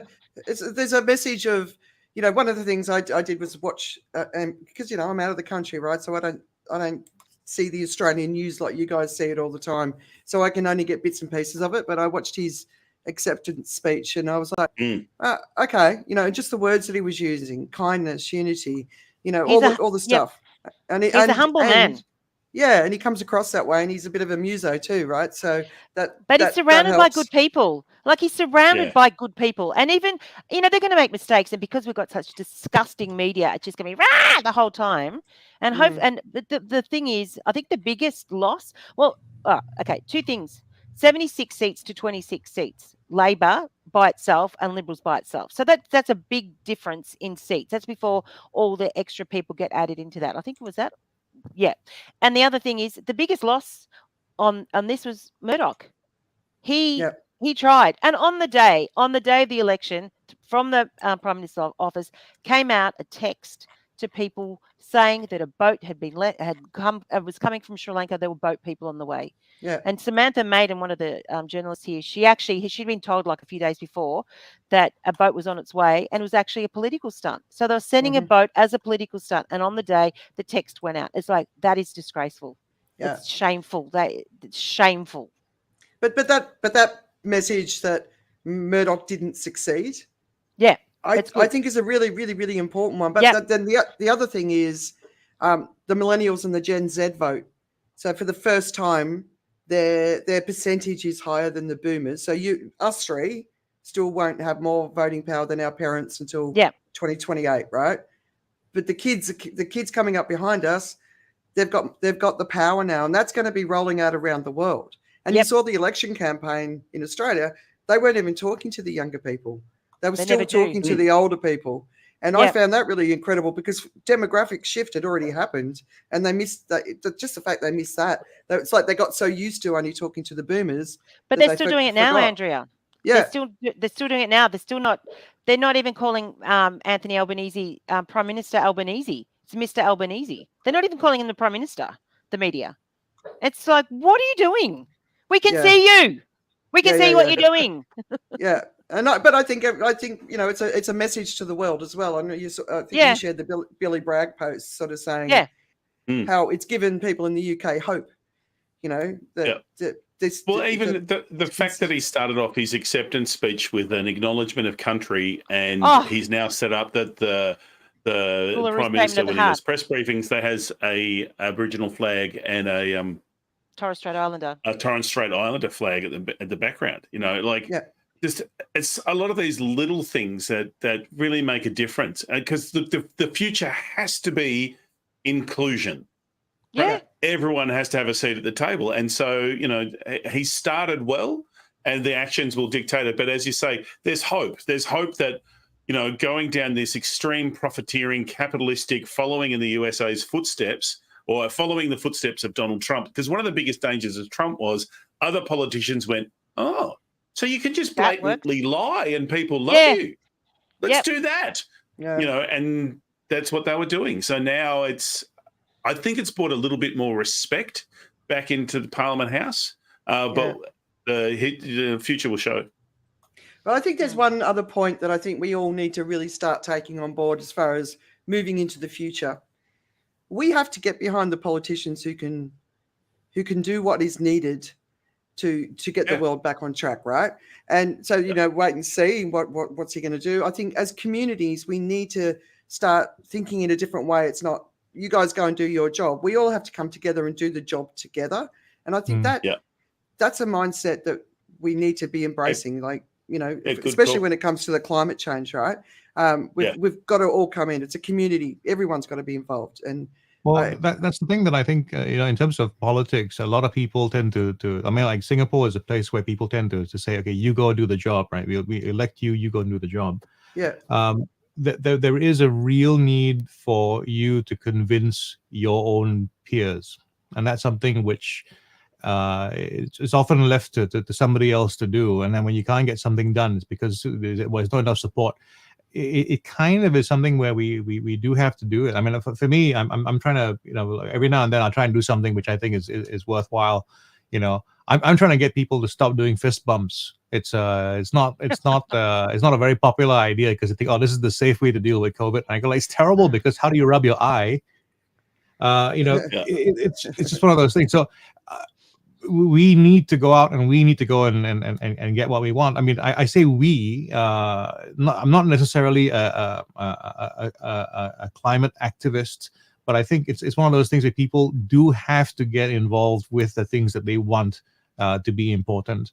There's a reason why politics has been what it is. It's because there are not enough things that are important enough to speak of, so that it doesn't become a thing.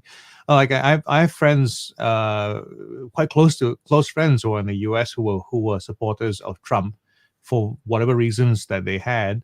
And we were quite appalled at them. But there's also this thing where you don't want to try to cross certain lines, because some things are just like, we don't speak about certain things. It's just not polite, whatever it is. And there's a need for that. I mean, there's a need for the skill of bringing up stuff that needs to be brought up. Yeah. Robust conversations. We've lost the art of saying, how can we talk about something without attacking anyone, without going, well, you disagree with me, so you're the bad person. And it's just Warwick, let's talk about the idea. Yes. I don't think we ever had that. No, and I get that. And what the man said, we never had it. Part of it is, yeah. Part of it is that we used to do a bit of debating in school. So so how do we do it? It's got worse because on social media, there's so often you'll see someone disagree, and the first thing that happens is they started being attacked. Like there's even there's a law. I can't remember what it's called, but it's the first one to call the other one a Nazi. There's and it happens. The vehemence and the attacking that happens from the keyboard warriors is just outrageous. But it comes from fear. Yeah. Versus going, hey, I disagree with you. Educate me. What am I missing? But also, tell me why you feel that way. Sorry, I talk too much. But sometimes, it's not your job to educate somebody. It's their job to educate themselves. And that's the other thing is like, well, you prove me wrong. Well, no, mate, you prove you right. And do it do it in a civil manner. And then we might chat. Yeah. But so it's better questions. We need better questions. Yeah. And we actually need to see, We need to see. We got this show in Australia called what's the one? Q&A. And there was one night they had Q&A and they had all these scientists. It was really interesting.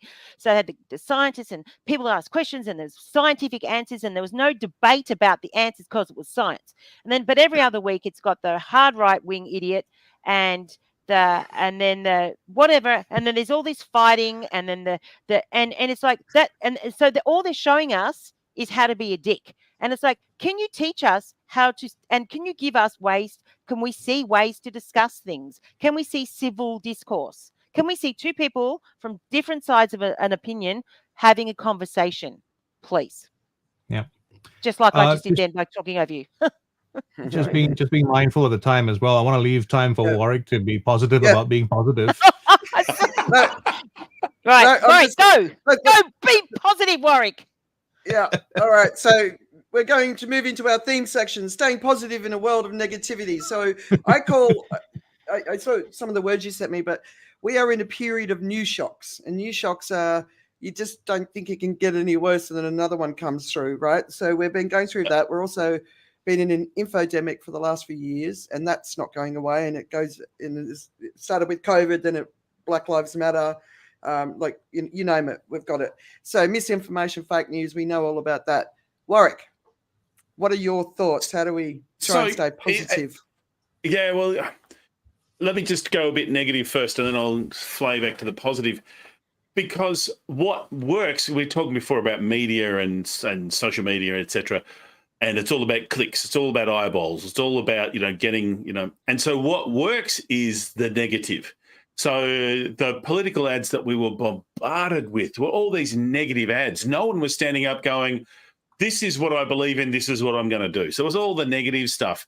And you look at the news aggregators or the quasi-news aggregators, like the board pandas and the whatever. It's like, all they do is they go to Reddit and get all the "am I an asshole" kind of threads. They put it on it, and the worse situation, the better, the more clicks it gets. We have this monkey brain, as Joe said before, where we look to this negative stuff.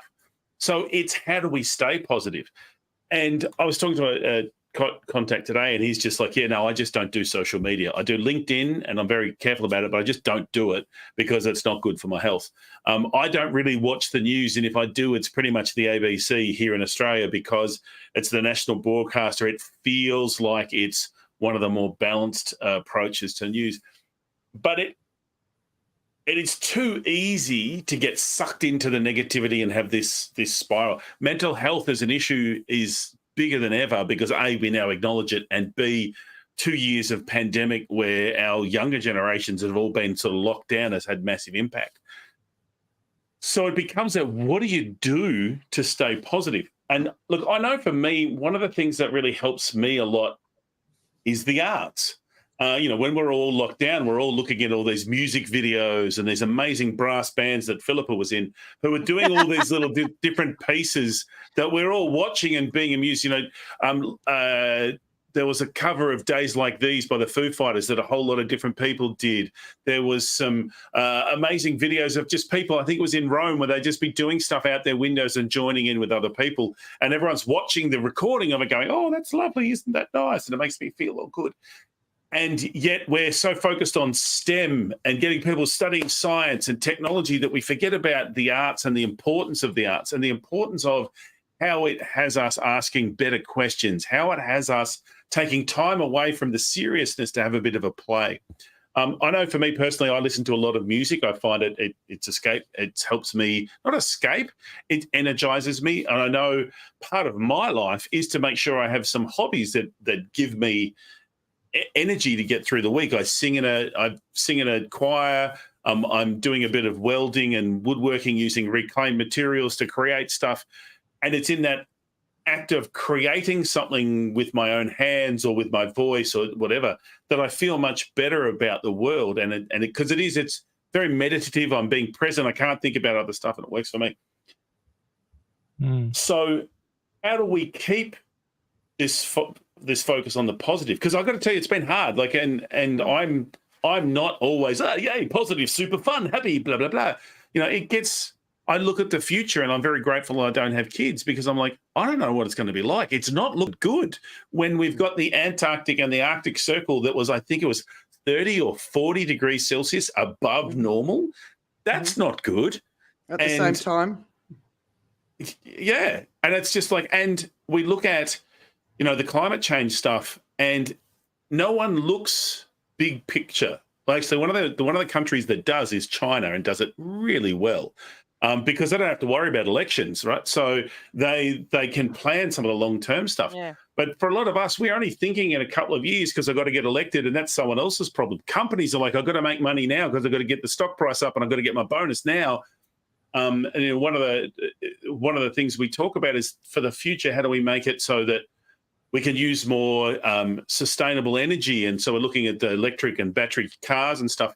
But to get all that, you've got to mine more than we're currently mining, because you need all these exotic metals to make that sort of stuff. So it's a real challenge. So my thought is, it's really important for each of us to look at what gives me, what brings joy, or what brings me relief, or what gives me something of value in my life that I can do without harming others. Although my father-in-law used to say that him listening to my music was harmful for his health. It's like, what can we do to keep that joy in a seemingly negative world? How do we maintain that positive? So I'm interested in your thoughts about, what is it that you do that helps you stay positive? Maybe Joe, give us you're a happy chappy kind of stuff. You've got a series of challenges in your life, as we all do. What do you do to stay positive? I think someone's dosing me. I mean, that's what must be going on. I don't know. I've always had a real thick skin, and I'm always looking for the funny side of everything. I must say that hasn't always set me in a good on a good path, because I'm the guy who makes the jokes at the funeral, and finds it really funny, and occasionally someone else does as well. But it sounds like you and I are the first guys to sprint across that line of decency. We're like, oh, look, it's funny over that side. Let's go. Well, I do actually think about the big problem, the big problems of the world, and I do wonder, these bigger questions like, would the world be a better place if, as part of the process of becoming a world leader, you had to have a guided acid trip? Because I haven't had any experience myself, but the way I hear it, ayahuasca. I mean, any number of things. I don't know what the psilocybin, the PCPs, the whatever it's supposed to be, because I hear that opens up certain connections in your empathy empathy wires and stuff like that. It also gets rid of things like depression and whatever. If there was a way for that kind of, and here I'm completely off the farm here, right? But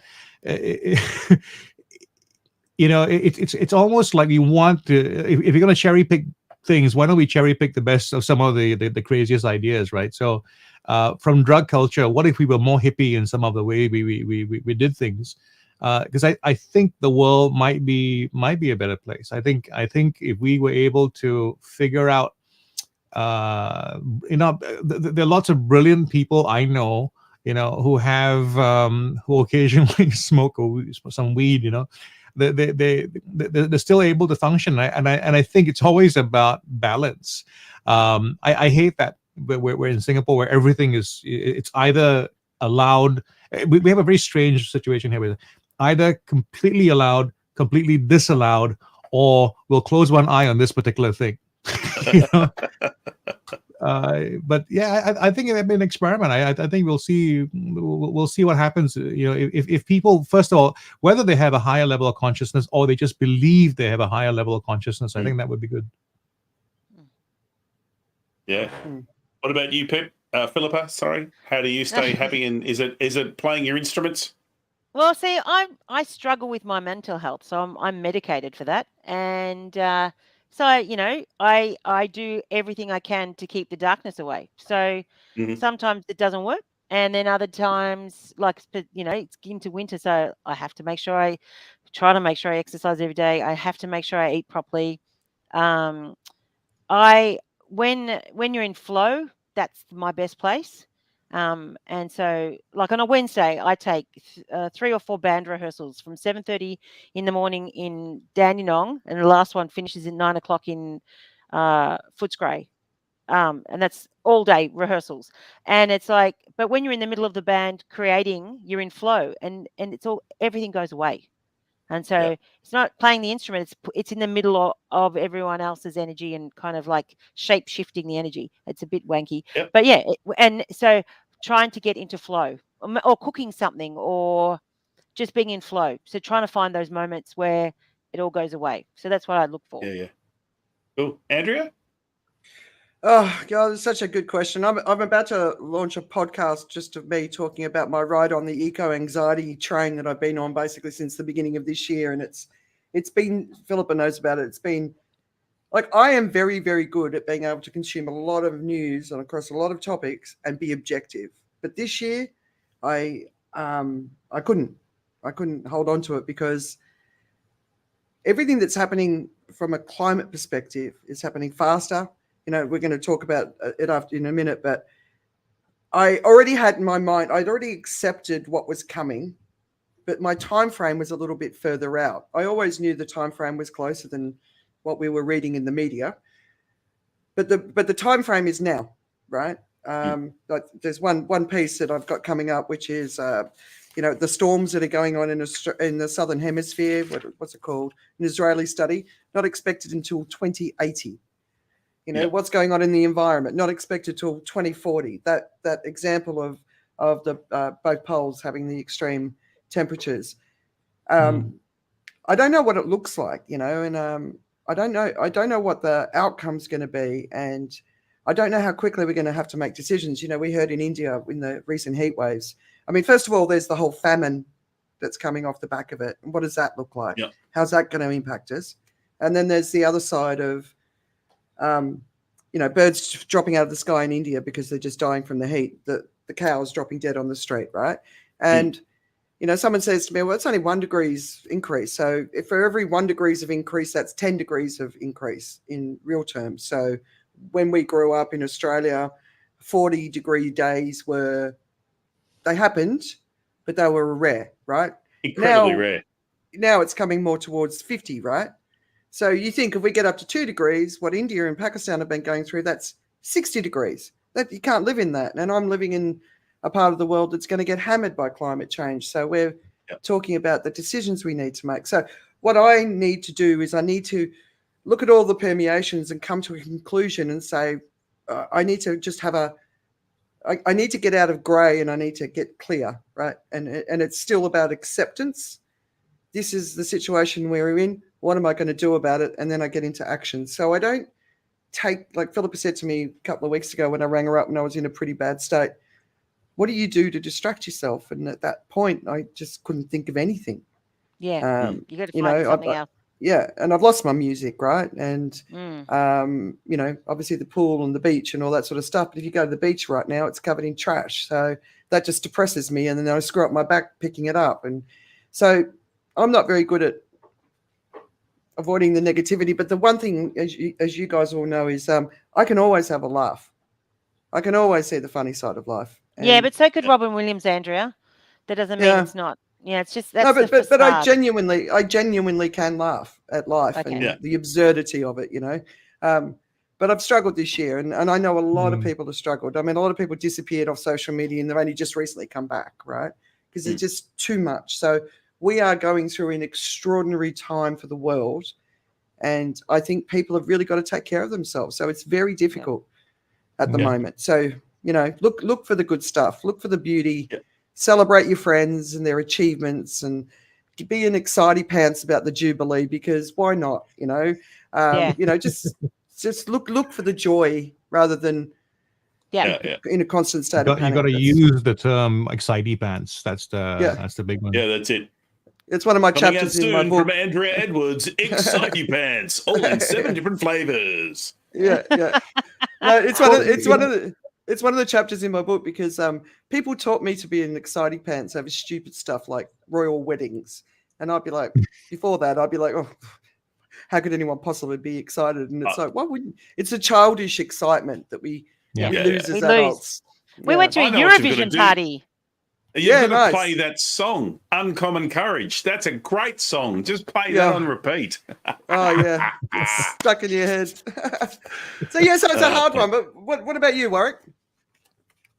Yeah, as I say, it's just looking for those things. I really enjoy the company of people. I know I've suffered from spending a lot of time at home and not mixing with the large numbers of people that I've done. So it is that stuff like going to choir. It is stuff like hanging out with friends and just talking shit, and being able to do that. I also enjoy getting in touch with nature, which is great. So we have the shed where we've got, a few acres that we're planting a whole lot of trees on, and just getting into the still and the quiet. And, we have no tech up there. So I think stepping away from the tech is a really important thing for me to just chill. But yeah, it's tapping into that creative side really helps me. Yeah. And as Joe said, don't take life too seriously. No one gets out of life. It's too important to be taken seriously. So can I just drop a bit of science onto the whole thing? Like there is this thing about how to how do you create a sense of well-being? Self-propelled motion through nature. It's something about the way our brains work. If you walk through nature and so that movement that is self-propelled, it gives you something positive on the neuroscience perspective. And the other thing that you can do if you're systematically trying to feel better is laugh even when you don't have a reason to laugh. That actually creates the if it's not the real set of the super real reaction, you create enough of that reaction so your body gets the benefit of a laugh anyway. Yeah. So it's a crazy thing. And I was going to recommend at least one orgasm a day, but it's up to you. Sure. Bit of hand washing. I can't drink that much. That's it. But okay. Right, we haven't. Was it that? Okay, sorry. I thought I heard something. Okay. We haven't got time to go through the environment stuff, so I need to bring it up higher so that we do it. But there was a good piece today came out of the White House that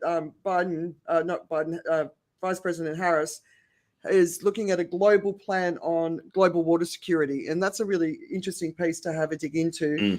But like I said, there's his Japanese. I mean, there's some really good pieces there's always some good pieces, but Israeli study climate change already causing storm levels only expected in 2080. And basically there's a considerable intensification of winter storms in the Southern Hemisphere that wasn't expected. And one example of why this is important is the roles the storm play in regulating the temperature at the Earth's poles. Winter storms are responsible for the majority of the heat transport away from tropical regions towards the poles. Without their contribution, the average pole temperature would be about 30 degrees Celsius lower. So basically, this poses a real and significant threat to societies in the Southern Hemisphere in the next decades. Anyway, so I thought I'd let you guys know that because you're down there. Thanks. And another, but I know, and I've told you, Phillipa, don't read it. I'll read it, and I'll let you know when you need to do something. Yeah. Because if it's not you, but I'm willing to do that, but there's a cost to it, right? But another piece I really want to encourage everyone to read is I just shared it this morning: the 6 Great Transitions to Regenerate Nature, and that's it's a really cool piece. So, we didn't talk about Johnny Depp and Amber Heard, and please, can we not? I don't think that's a bad thing. I don't even want to. Yeah, happy not. I found, you know what it reminded me of? Disgusting.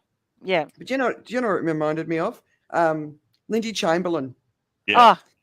Yeah, and just trial by media, how she cried, how she didn't cry, how she was dressed, like all of it. I found it incredibly upsetting. Listening to the way people are speaking, it shouldn't. Yeah. No court case should be on it. Yeah. It's all because of what's his name, OJ Simpson. Isn't that when it started? Yeah. No, behind closed doors, peers. What do you call it? The 12 people. Council of peers. I know. That's it. Group of peers. Yeah. It's not for entertainment. That's it. Yeah. Yep. All right. What are you watching, listening, reading, What's taking your attention at the moment? Oh, I'm going to go first because I've got a list. Have I got a list? All right, big fan of animated films, and I do love animated films. The one came out probably about 3 to 6 months ago called Mitchells versus the Machines. It is brilliant. It's on Netflix. It's not only is the storyline good, the characters are great, but the animation is different. It's not that Pixar nearly real life. There's somehow they've done a 3D-ish, 2D kind of image, and it's fantastic. And there are so many little things in it that you don't realize. It's a great film, and it is about it takes the mickey out of the Elon Musks and the Facebooks of the world and stuff. So that's a really good one. What's it called again? Mitchells versus the Machines. Is that good for kids? Sorry? Is that good for kids? Yeah, good for kids. Yep. Cool. There's not even swearing. Disenchantment, on the other hand, definitely not for kids. Again, it's animated. Comes from Matt Groening, the founder of The Simpsons. It's up to about season 3 now. The third season sort of lost its way a little bit, but it's just an absolute cracker. New music that I've just found. There's a group in Germany who just do some funky music. They're called Funky Times. So I've been listening to them. There's also a fantastic cover of Tom's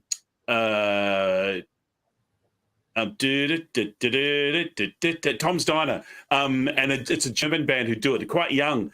But when one of the guys sings, his voice is so gravelly. He looks like he should be 150 years old with wrinkly skin, but it's just a brilliant cover. So check that out. All right, over to you guys. I've had my time. Nice. Off you go, Joe. Oh, me. Go, Joe. Oh, now you go, Joe. I've got to try and think of something like clever. Well, I happened across CSI Vegas, which is a kind of restart of the CSI's the original season. So they brought back the original Grissom and Sarah, and it's not so good. What they've done is they've got those two characters to come in to kickstart the new season. So there are going to be new seasons coming out. So it wasn't canceled, but man, the two leads from the original CSI, they've lost their timing and lost their sparkle. But luckily, it was just an excuse to restart the series. So. But yeah, new cast for CSI Vegas, and that was quite fun. And I'm spending a lot of time on YouTube watching reviews for videos. Oh, I know I'm doing as well. I'm spending too much time watching golden buzzer moments for Britain's Got Talent. I get it's so emotionally fulfilling. I've sent you a few clips here and there, right? I mean, when I find something that's along your lines, but I just love those moments, and I do it partly because I enjoy it so much, and partly because I'm doing research for the presentation coaching that I'm doing. So I'm talking about narrative and how things mean things, and so I everything's worked for me, and at least some of it makes me cry. Nice. I like those shows too. Not always, but I like them. Phillipa? Jamie and I are quite fond of the old trivia television show. So we watch 8 out of 10 Cats Does Countdown. Do you know that? Best show ever. Best show ever. Every night we get home, we sit on our couch after rehearsal, cross our legs, and just go through trying to find one we have. And we gauge it by what Rachel's wearing. Oh no, I've seen her. I've seen know that dress. And is she pregnant? And is she pregnant? 2 kids. Yeah. So that's pretty much. There's a show in Australia. Sean McCall of Mad as Hell. Did you watch? Do you watch that? Where oh my god, it's like it's just hardcore satire, really funny. So mostly that sort of stuff.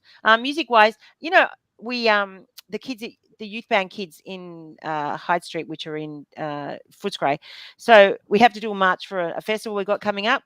So one of the mums said, "Well, what about the Dam Busters?" So we got the Dam Busters out. Do you know the Dam Busters? Mm.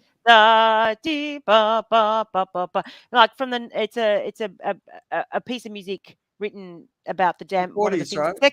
Second World War. No, it would have been Second World War. The bomb. Yeah. And they all love it. Yeah. So the kids have just have reignited Second World War march music in the children of Melbourne. Fantastic. There's something about playing march music, right? I mean, it's just they love it. Slade burn. Keeps you going. Yeah.